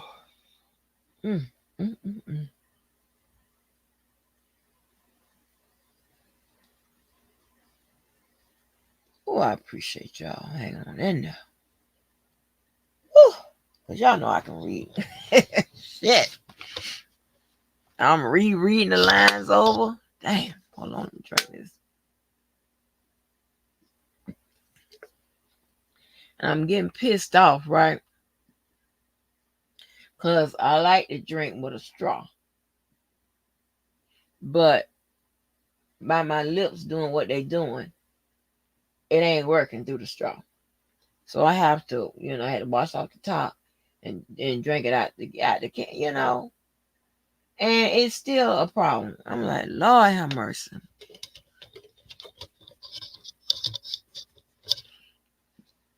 Just all I do was swell, no matter what. All right, cause of action. First cause of action, negligence against the defendant, United States of America. All right, complaint. Plaintiff repeats and realleges all of the paragraphs in this complaint as if fully set forth herein. Response: defendant incorporates by reference its responses to paragraph 1 through 62 as if set forth in full here. All right, that's just both parties. It's just a fancy way of saying, listen, what we stand by what we said up top. I reinforce what we said by what I responded to up top. All right, that's pretty much what it means. Complaint. The Federal Bureau of Prisons is a United States federal law enforcement agency within the Department of Justice that operates U.S. federal prisons and is responsible for the care, custody, and control of federal prisoners. Response: admit. And I know it was Audra telling me that the FBI, somebody was one and the same. I was like, no, those are different agencies that operate under the Department of Justice. And the Bureau of Prisons is just one entity. Okay. And the response is admit. So they agree with that. And complaint, it says defendant United States of America owed a duty of care to the plaintiff who was incarcerated in the BOP. The defendant stood in such a relationship with plaintiff that the law imposed on defendant an obligation of reasonable conduct for the benefit of the plaintiff, including protecting his confidential and sensitive information, including attorney-client communications, and to protect him from exploitation from its employees that could result in harassment and prejudice on his pending criminal cases. Response: admit that under the FTCA, the United States only owed a duty of care to the plaintiff that a private person owes under the law of the state where the act of omission occurred. The United States only owed a duty of care to plaintiff that a private person owes of the state. Okay. So right there, I told you under the FTCA, federal entities receive some type of protection, right? All right, against certain employees in distressions. Okay. All right, complaint specifically inconsistent with its own policies and regulations. Defendant United States had a duty to ensure that plaintiff confidential and sensitive information was accessible to only those BOP officials with a legitimate basis to review it. The BOP had a duty to protect the sensitive information from disclosure and theft, and to protect both plaintiff from exploitation by BOP personnel. They denied that.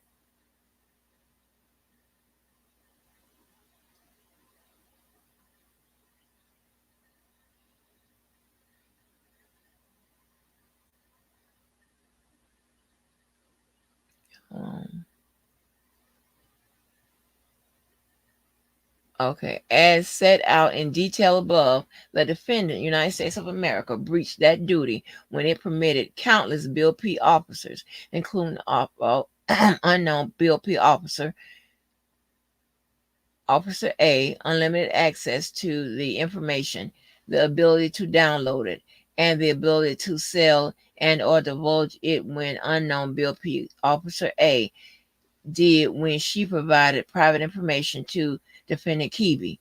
The breach further caused the publication of confidential information obtained from plaintiff's trust account, which was stolen and shared with other media sources.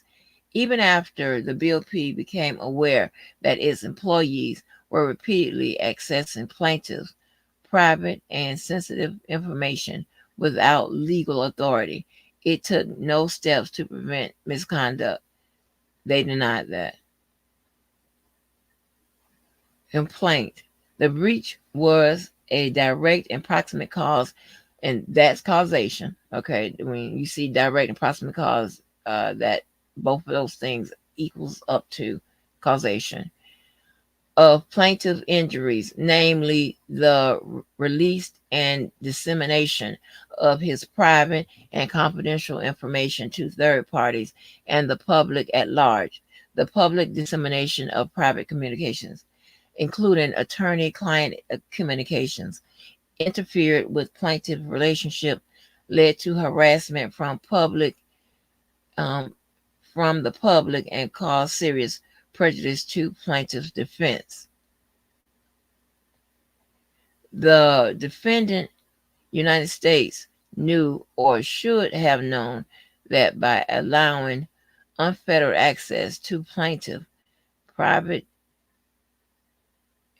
private information, public BOP officers would access, steal, and exploit that information for financial gain or for clout. And the response was denied the first and third sentence. Defendant lacked knowledge of information sufficient to form a belief about the truth of the remaining allegations in this paragraph. Accordingly, they are denied. Complaint. Plaintiff suffered emotional and psychological distress from this breach where his sensitive information was used to harass him, interfere with his personal relationship, and was used to interfere with the defense of his pending cases. Plaintiff also suffered money damages upon money damages.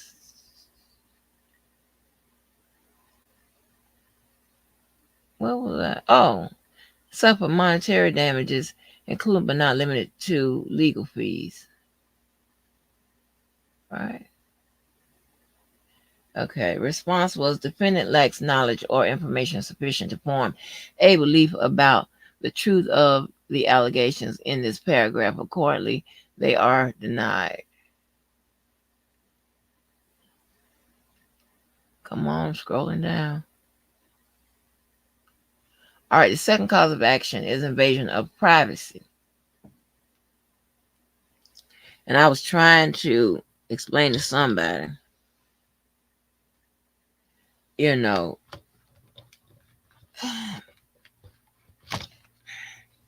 about invasion of privacy and all that, about displaying public information and all of that. And, it's just, it's laws against that, even if the information is public. Okay?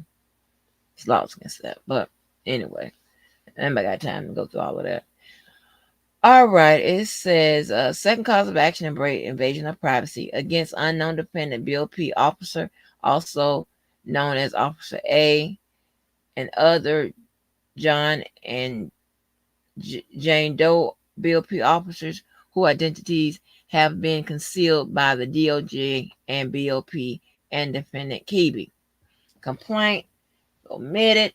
Response to allegations in paragraphs 70 to 76 of the complaint are directed at other defendants and require no response from the Gov.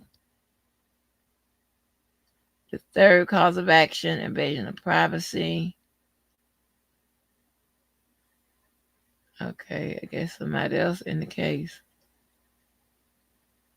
Agent unknown, defendant, BOP officer, also known as Officer A, and other John and Jane Doe BOP officers whose identity have been concealed by the DOJ and BOP and defendant Keeby.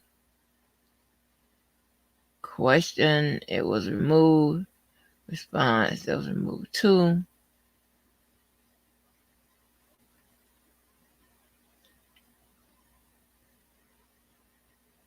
Okay. What? Whatever. Fourth cause of action, civil conspiracy against unknown defendant BOP officer, also known as Officer A, and the other John and Jane Doe BOP officers whose identities have been concealed by the DOJ and the BOP and Defendant Keeby. Right, the complaint was removed. I guess it has something to do with what line 81, 86 on the original complaint. And the response was the allegations in paragraphs 81, 86 of the complaint are directed at other defendants and require no response from the government.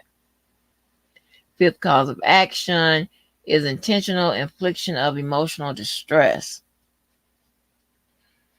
against unknown defendant, BOP officer, also known as Officer A, and other John and Jane Doe BOP officers whose identities have been concealed by the DOJ and BOP and Defendant Keeby.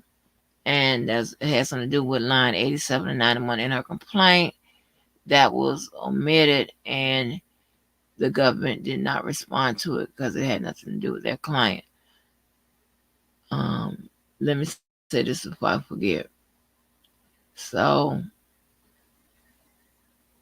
when you're trying to when you say somebody that the emotional, what was it was an intentional infliction of emotional distress, you have to prove intent. All right, it kind of gives it away. So with this particular claim, I mean, it's not the bar is considerably lower than it is in the criminal side, but yet still you got to prove intent. So I don't know how they plan to pull that off, but you have to prove intent.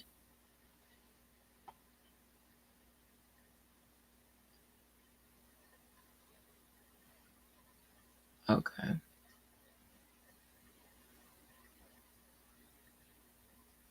Now, the first complaint dealt with lines 87 through 91 in her complaint. It was removed, and the government said that they didn't answer because it referred to someone else, another complaint, another defendant.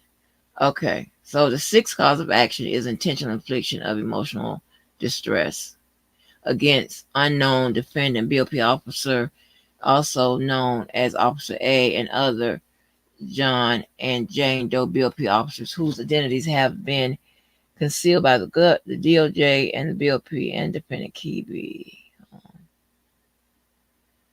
So the fifth and sixth cause of action are two claims for intentional infliction of emotional distress. All right, now that's dealing with line 92 to 95 in her complaint, and I'm talking about J-Bo's civil complaint, and it was omitted from here. The government did not respond to that because they say it is dealing with other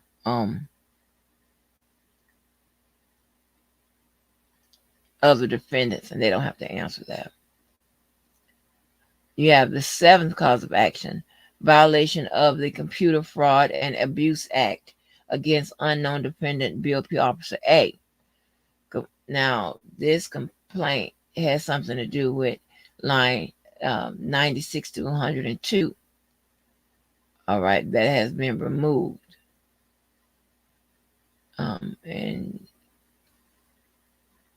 the response is the allegations in paragraphs 96 to 102 of the complaint are directed at a different defendant and require no response from the United States.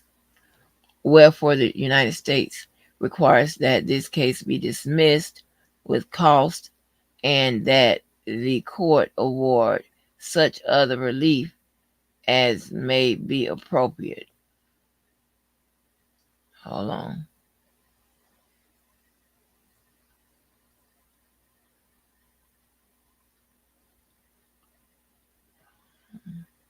I'm coming back right now with y'all.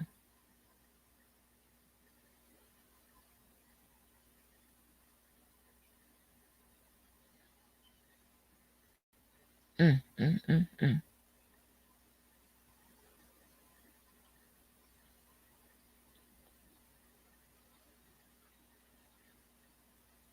I'm gonna drop this link in here like it's hard.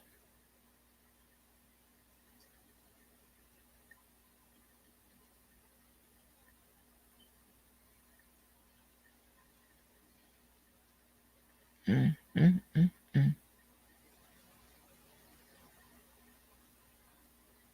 You know who go to jail?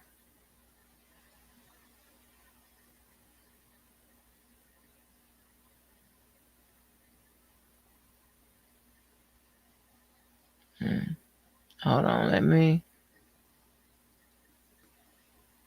pin this up here.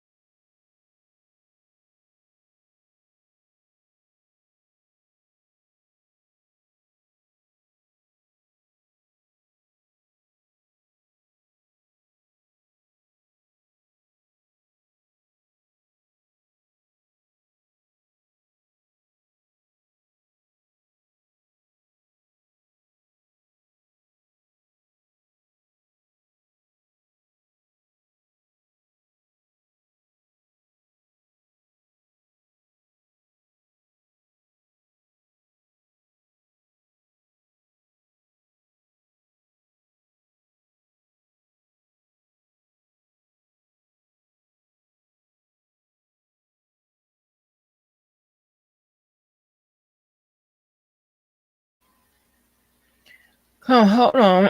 Let me see. I didn't know we had guests. Hold on. Let me see. Wait with these messages, cause and shout out to y'all for liking me up. Thank you.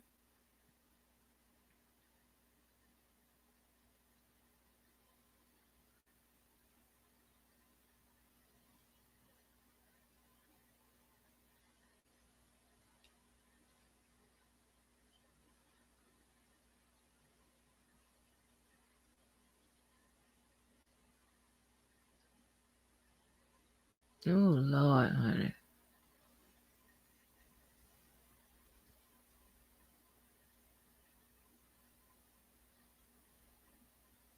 No, Audrey, that's not what you said. You were telling me that the somebody was one and the same, and I told you that there were different agencies. Don't come up here picking no fight with me. I ain't in the mood. But I found you a boyfriend. The only thing about it is you're gonna have to write him for the next few months.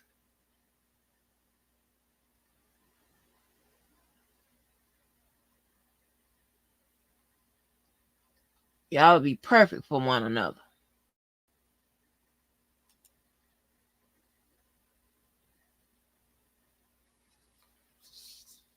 Lord have mercy, Jesus. So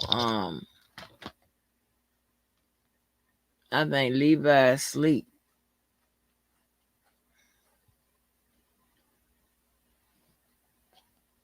Girl. Ooh. Don Snow.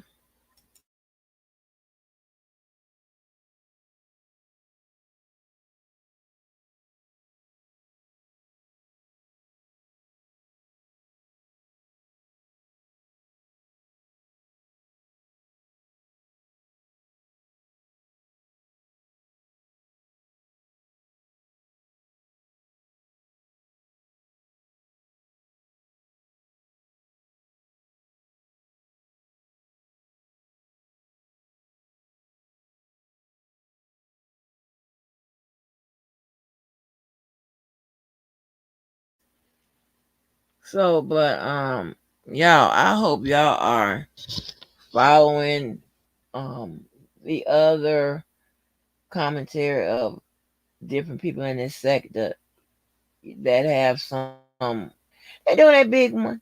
You have other people have some credibility, although you got crazy people that are trying to come at people's credibility and things of that nature. Um,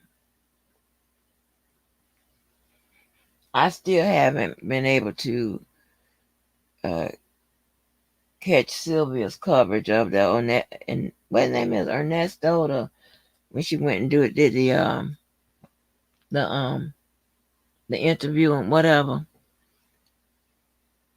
But yeah, so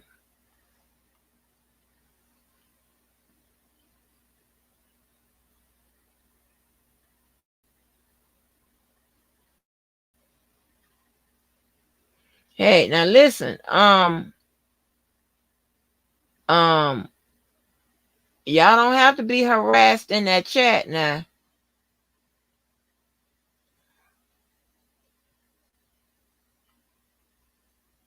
They come in and you listen. They come in with that la la. You could put one on their head. Okay.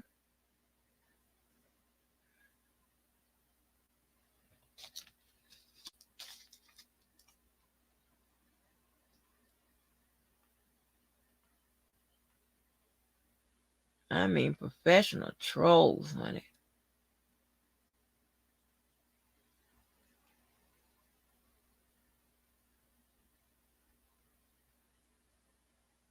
So listen to this. Listen to this, right? You have people that have paranoia amongst other shit, right?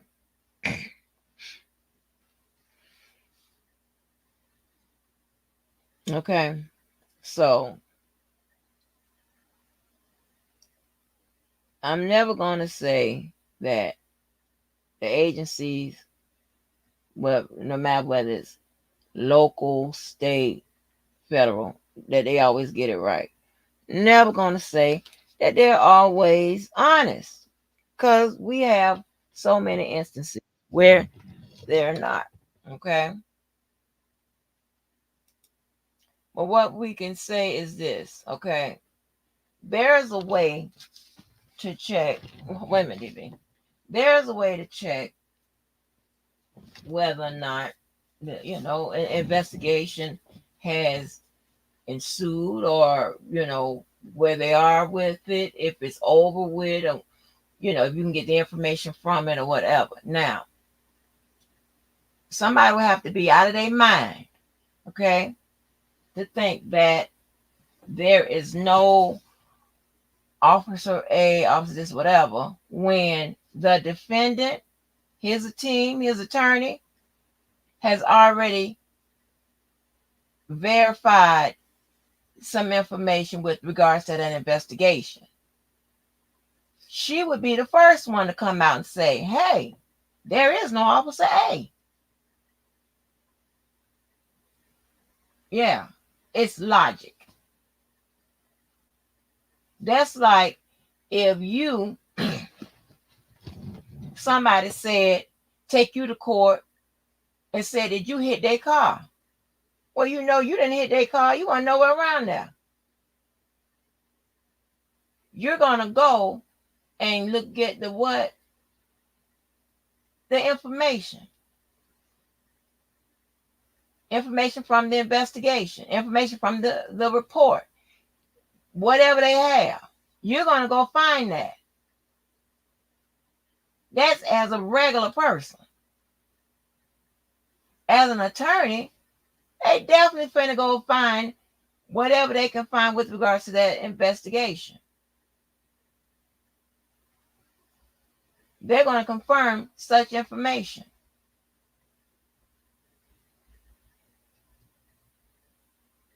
This was all through internal affairs. And see, when there are other entities you would have to say this information lends itself to be true. It's not like it's between two people, myself and an agency. No, you got extra people. Officer A, you got internal affairs, you got the prosecutors, the government, you have the judge, you have the man's attorney. And the fact that an action happened, his shit was stolen by somebody. They've already identified who that somebody is.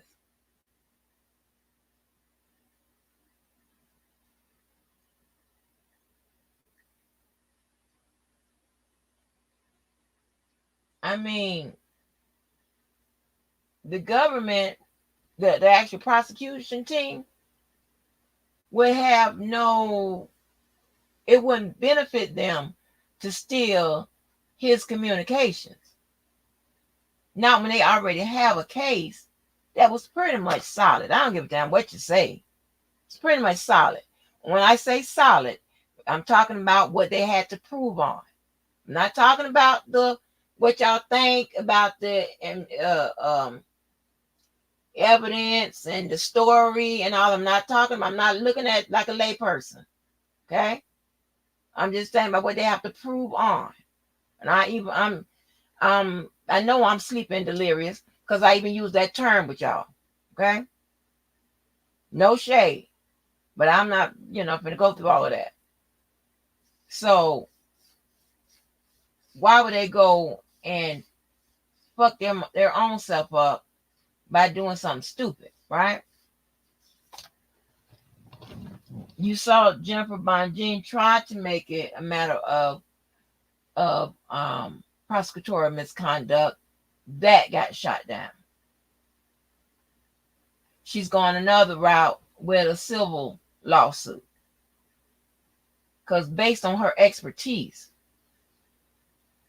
she could pretty much tell that prosecutorial misconduct that ain't going nowhere. That don't mean that she might not still try it, but I don't recall her advancing this up through the appellate process and beyond. And like I said, Larry seemed to think that she said that it wasn't time to file it. I don't agree with that, because she could have tried this a stab at this whole text message shit or whatever 3 times.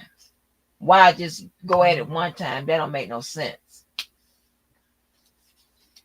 That defies logic of a lawyer. That's crazy as hell to me. So no, that's not how it works.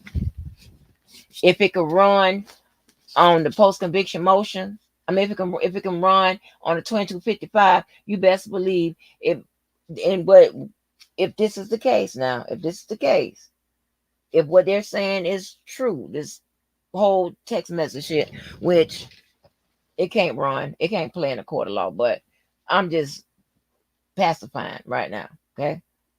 That she would have mentioned it on the post conviction motion level or the appellate level where we are now, and then on the 2255.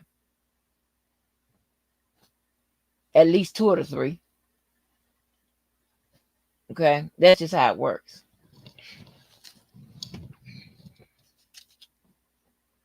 Yes, sir, Diva.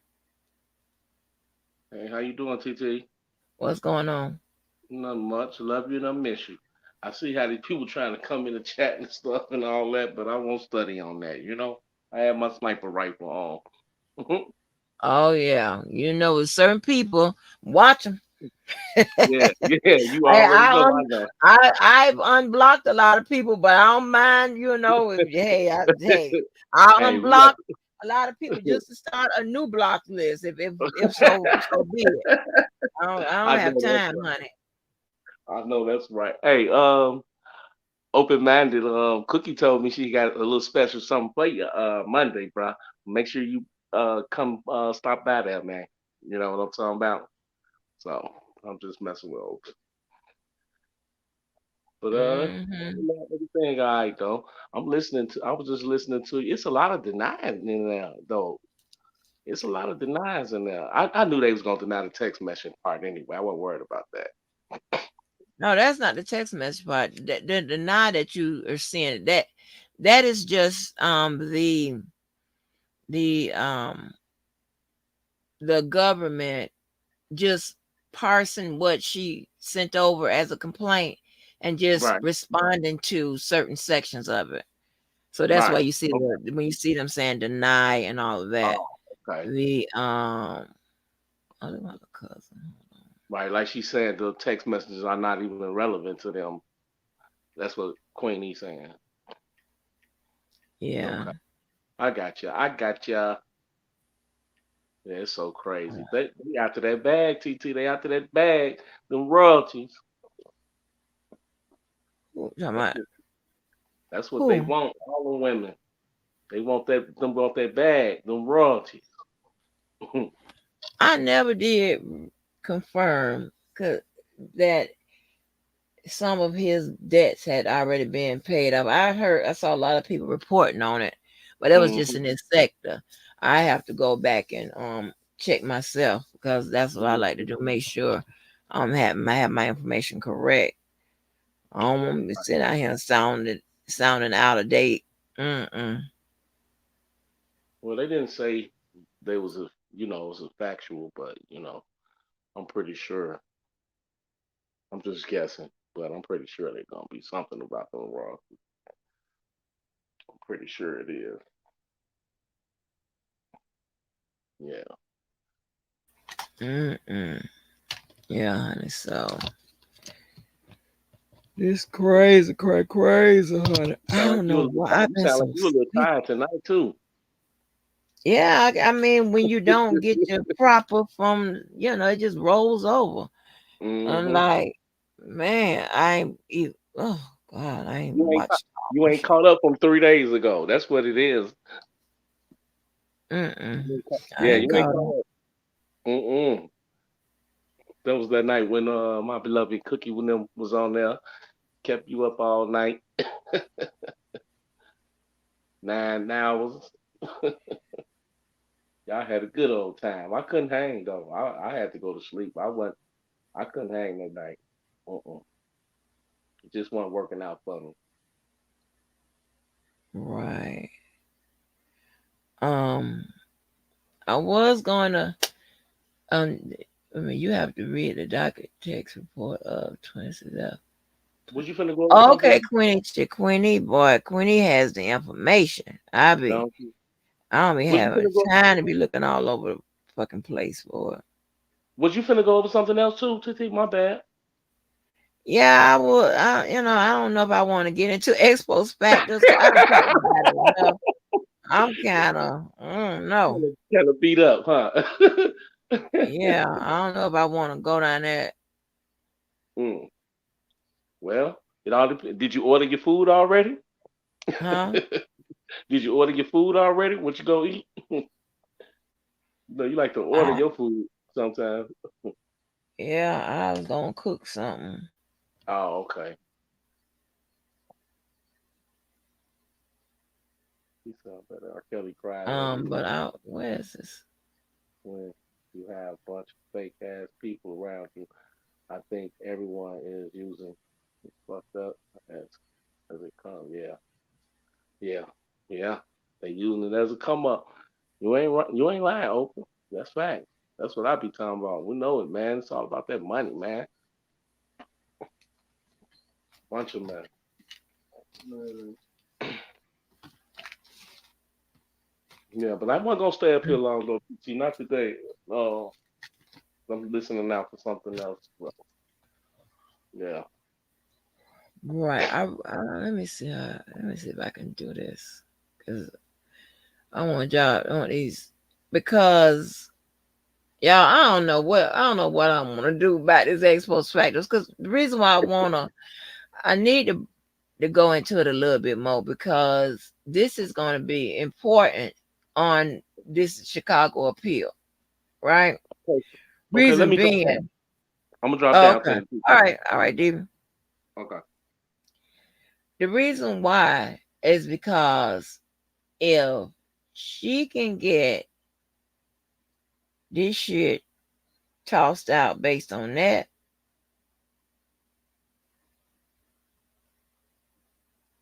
then hey, we cooking with gas.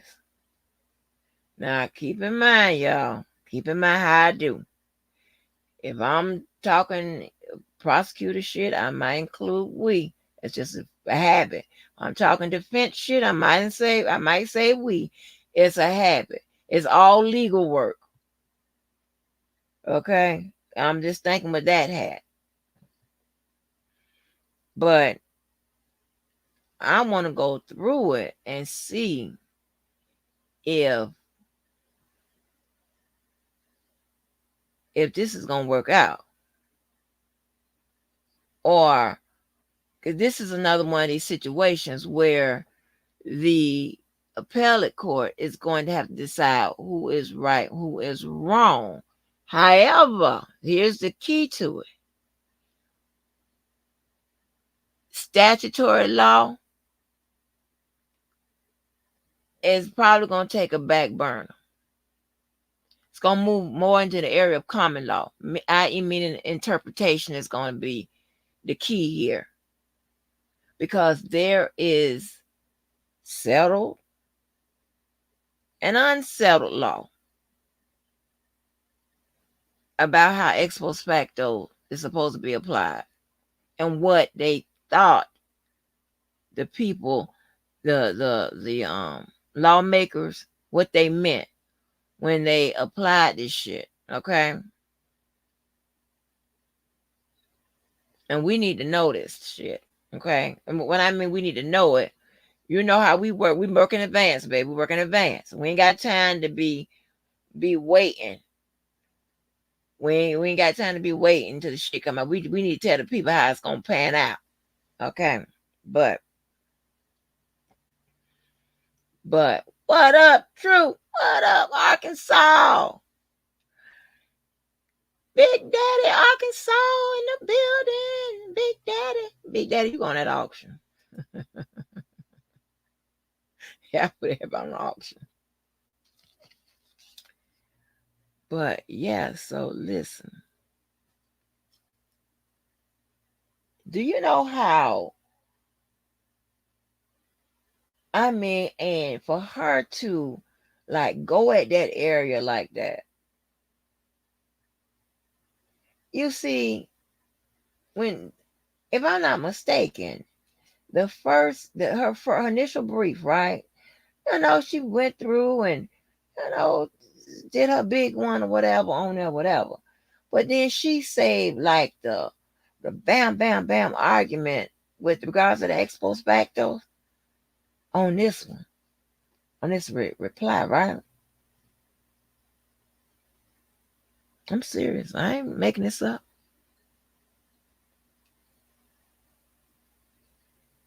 I ain't making this shit up.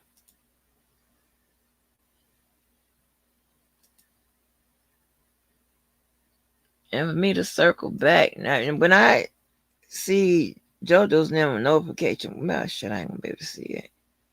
Y'all let me know.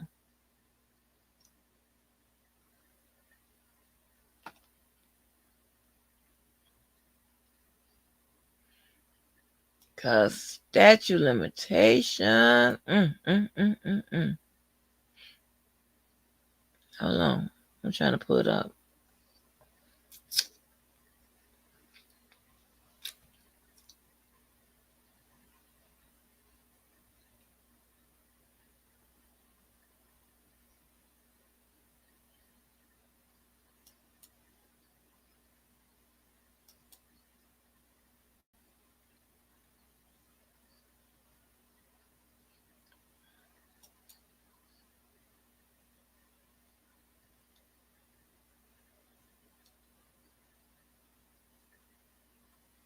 Yes, sir, I surely can. What is it called? Um,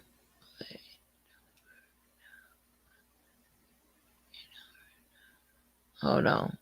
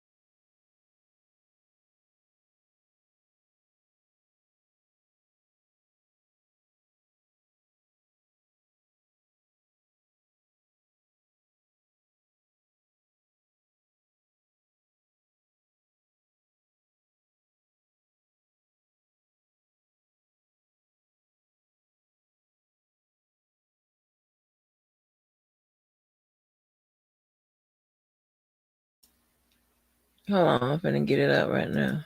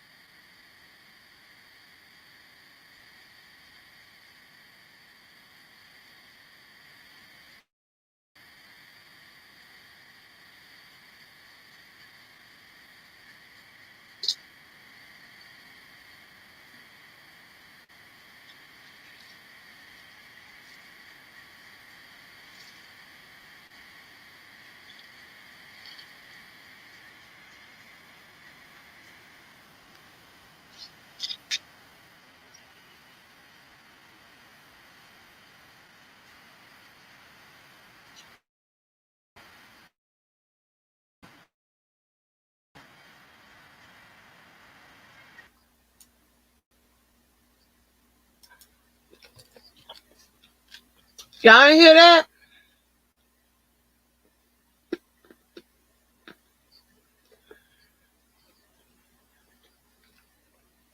Oh Lord. Well, let me do it the way I know how to do it.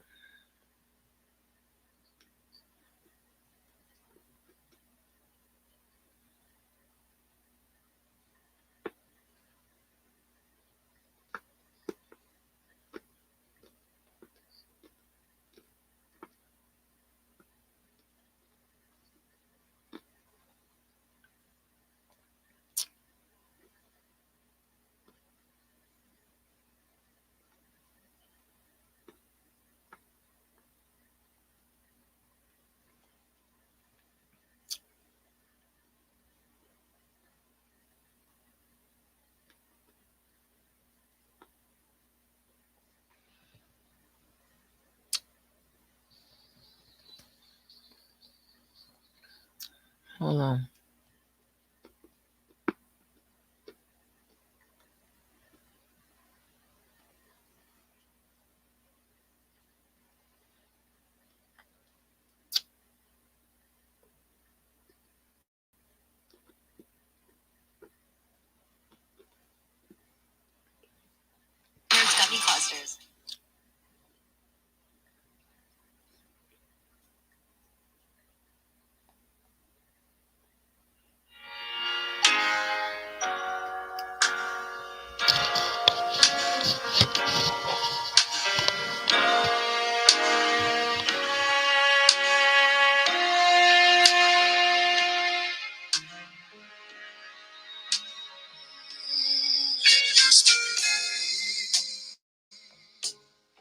Every night I would cry my heart out over you. It used to be every day I would wish you here close to me. I couldn't sleep, couldn't eat. I just sit at home and I'd be. But now all that is changed. I found someone to ease my pain. And it don't hurt now, no, not now. Baby, it don't hurt now, no, not now. Well, there's no more sleepless nights, no more heartaches, no more fights, and it don't hurt now. It used to be every time I would hear a sad song, I would die. It reminds me of when you and I were so much in love. I couldn't sleep, couldn't eat. I just sit at home and I'd eat. But now all that is changed. I found someone to ease my pain.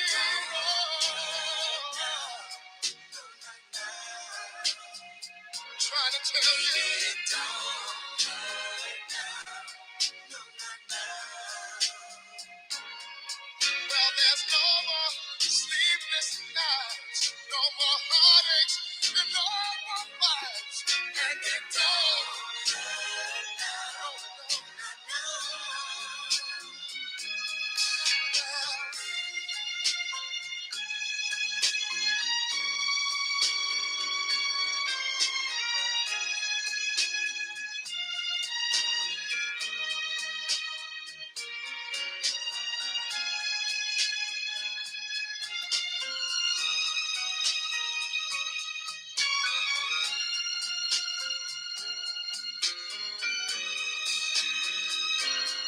see, there's no more sleepless nights, no more heartaches, and no more fights. Now all that has changed. I found someone to ease my pain.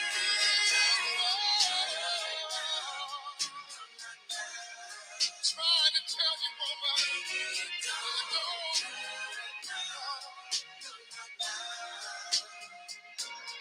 see, there's no more sleepless nights, no more heartaches, and no more fights. And you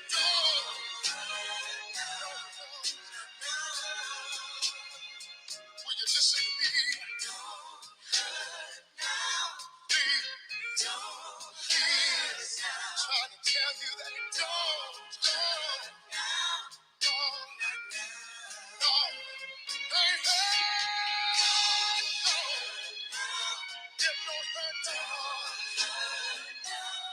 I think it's over. I think it's over. I think it's over. It's over. Between me and you. Between me and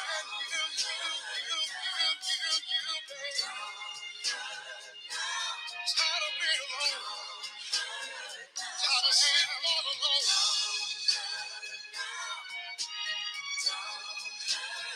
Think I can make it without you.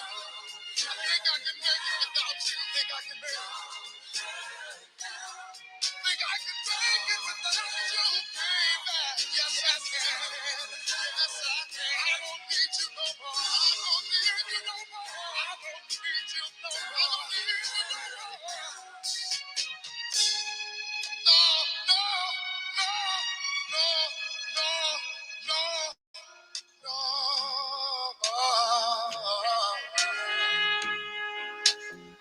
I'm a grown man. Yes, I am. Think I can understand. Yes, I can. But you didn't mean me no good. Right now, my heart is so happy. I'm so happy, baby. I don't need you no more. I found somebody new.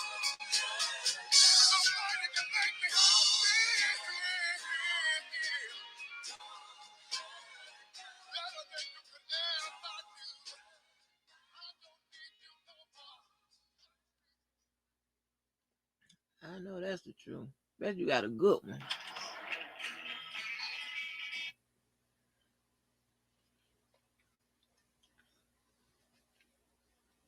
Anything for you, sir. Whew, that done woke me up. Oh, forget about it. So I think, how long I been on here? Take my ass to sleep, honey.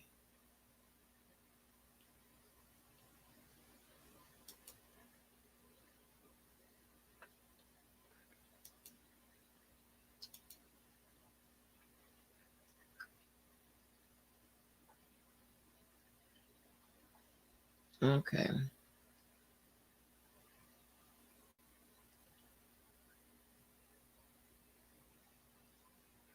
So maybe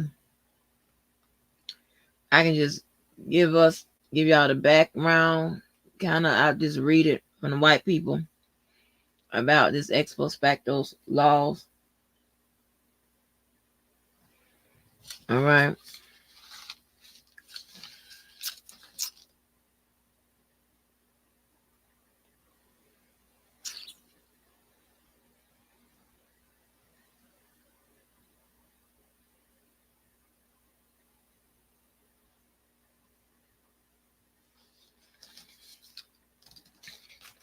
Now, so it says ex post facto laws. It says Section 10, Clause 1. No state shall enter into any treaty, alliance, or confederation, grant letters of marque and reprisal, coin money, emit bills of credit, make anything but gold and silver, coin a tender and payment of debts, pass any bill of attainder. And a bill of attainder, y'all know what that is, right? Y'all know what a bill of attainder is? Well, that's when they adjudicate you guilty without even taking you through a trial or offering you taking you through the legal process. I'll say it like that, and which includes a trial. And they give you punishment and things of that nature, right? Of course, you know that's against your constitutional rights. Ex post facto law, or law impairing the obligation of contracts or grant any title of nobility. And here's the scope of the provision. The provision, the prohibition against state ex post facto laws, like the cognate restriction imposed on the federal government by Section 9, relates only to penal and criminal legislation and not to civil laws that affect private right adversely. Distinguishing between civil and penal laws was at the heart of the court's decision in Smith versus Doe, upholding application of Alaska's Megan's Law to sex offenders who were convicted before the law's enactment. The Alaska law requires release sex offenders to register with local police and also provide for public notification via the internet. The court accords considerable deference to legislative intent if the legislator's purpose was to enact a civil regulatory scheme. Then the law can be ex post facto only if there is the clearest proof of punitive effect. Here the court determined that legislative intent was civil and non punitive to promote public safety by protecting the public from sex offenders. The court then identified several useful guideposts to aid analysis of whether a law intended to be non punitive nonetheless has punitive effect.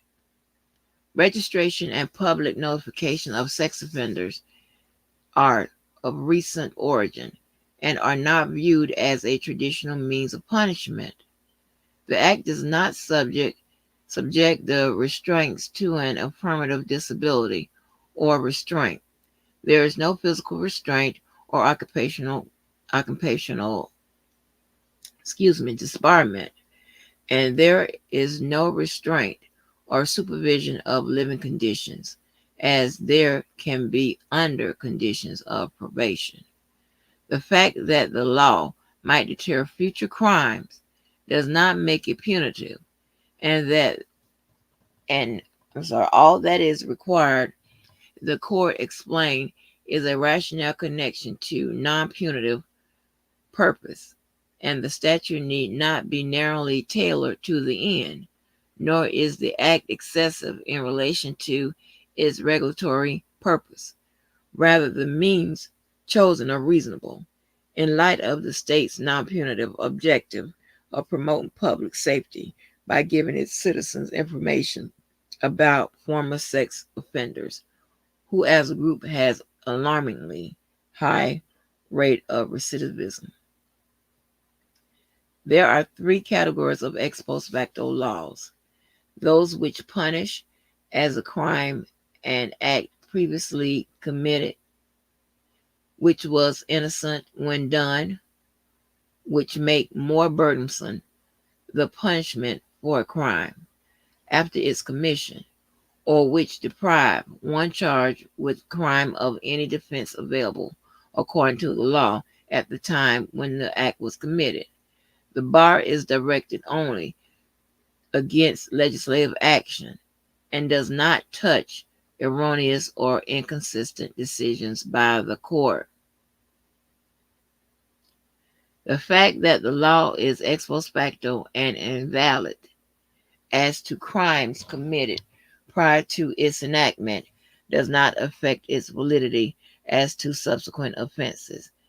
A statute that mitigates the rigor of the law enforced at the time of the crime was committed, or merely penalizes the continuance of conduct lawfully begun before its passage, is not ex post facto.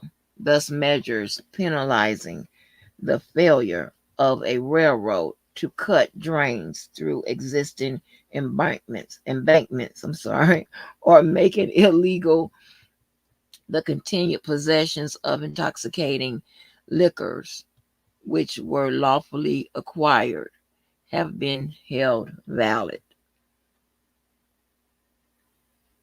Okay. Now that sounds like a whole bunch of mumbo jumbo jumbo mumbo mumbo. In other words, and here's the argument. And when I tell you this, you'll see why this is a argument. I'm gonna tell you this, and I'm gonna get on off him. Why you see where she has some room to argue this, but I do see that there may be a little problem. But here's the thing, right? It sounds crazy as hell that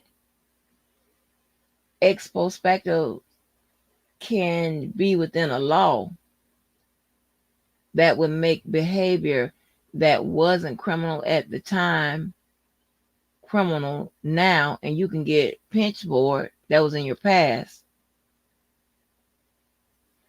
or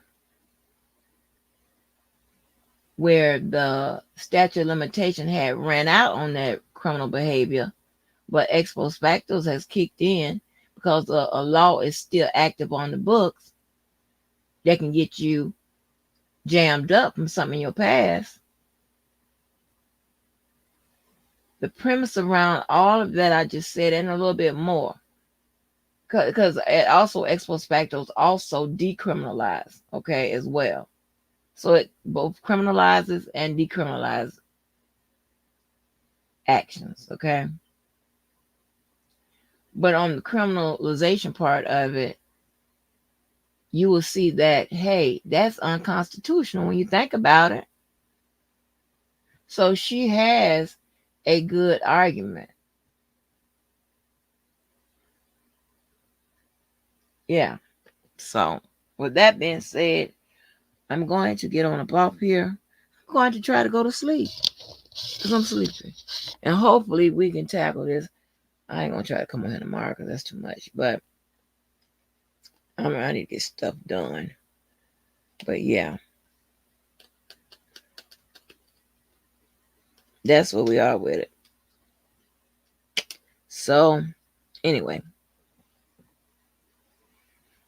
on the way out,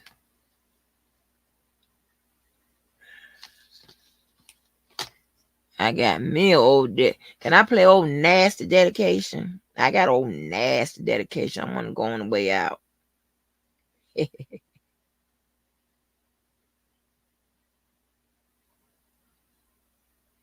Maybe I shouldn't have said dedication because y'all be tripping.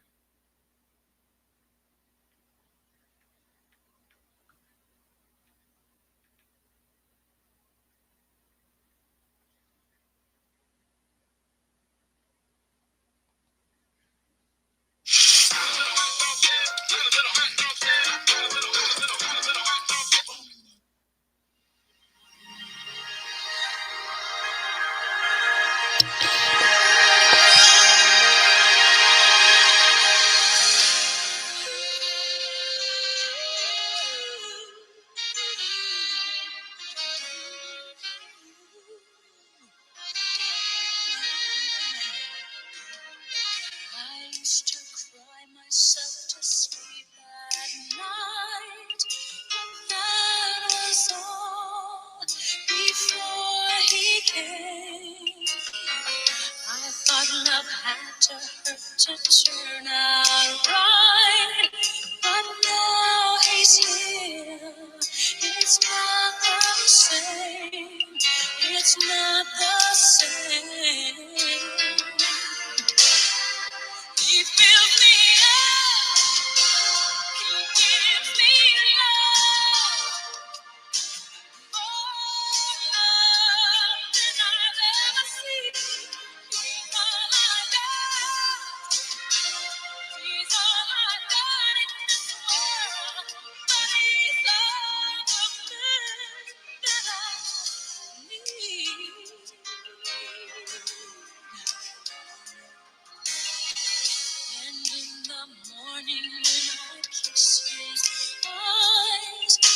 Takes me down and rocks me slow. And in the evening, when the moon is high, he holds me close and won't let go. He won't let go. He fills me up. He gives me love.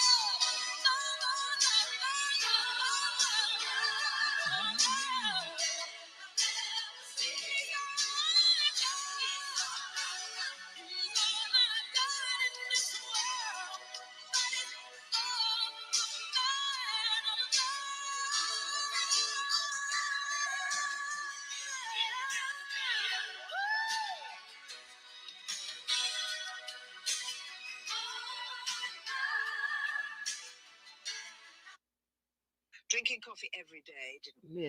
Listen, y'all. Don't that song make you wanna pull out your Martin Luther King church fan and just rock back and forth and throw your hand up in the air and just shake your head?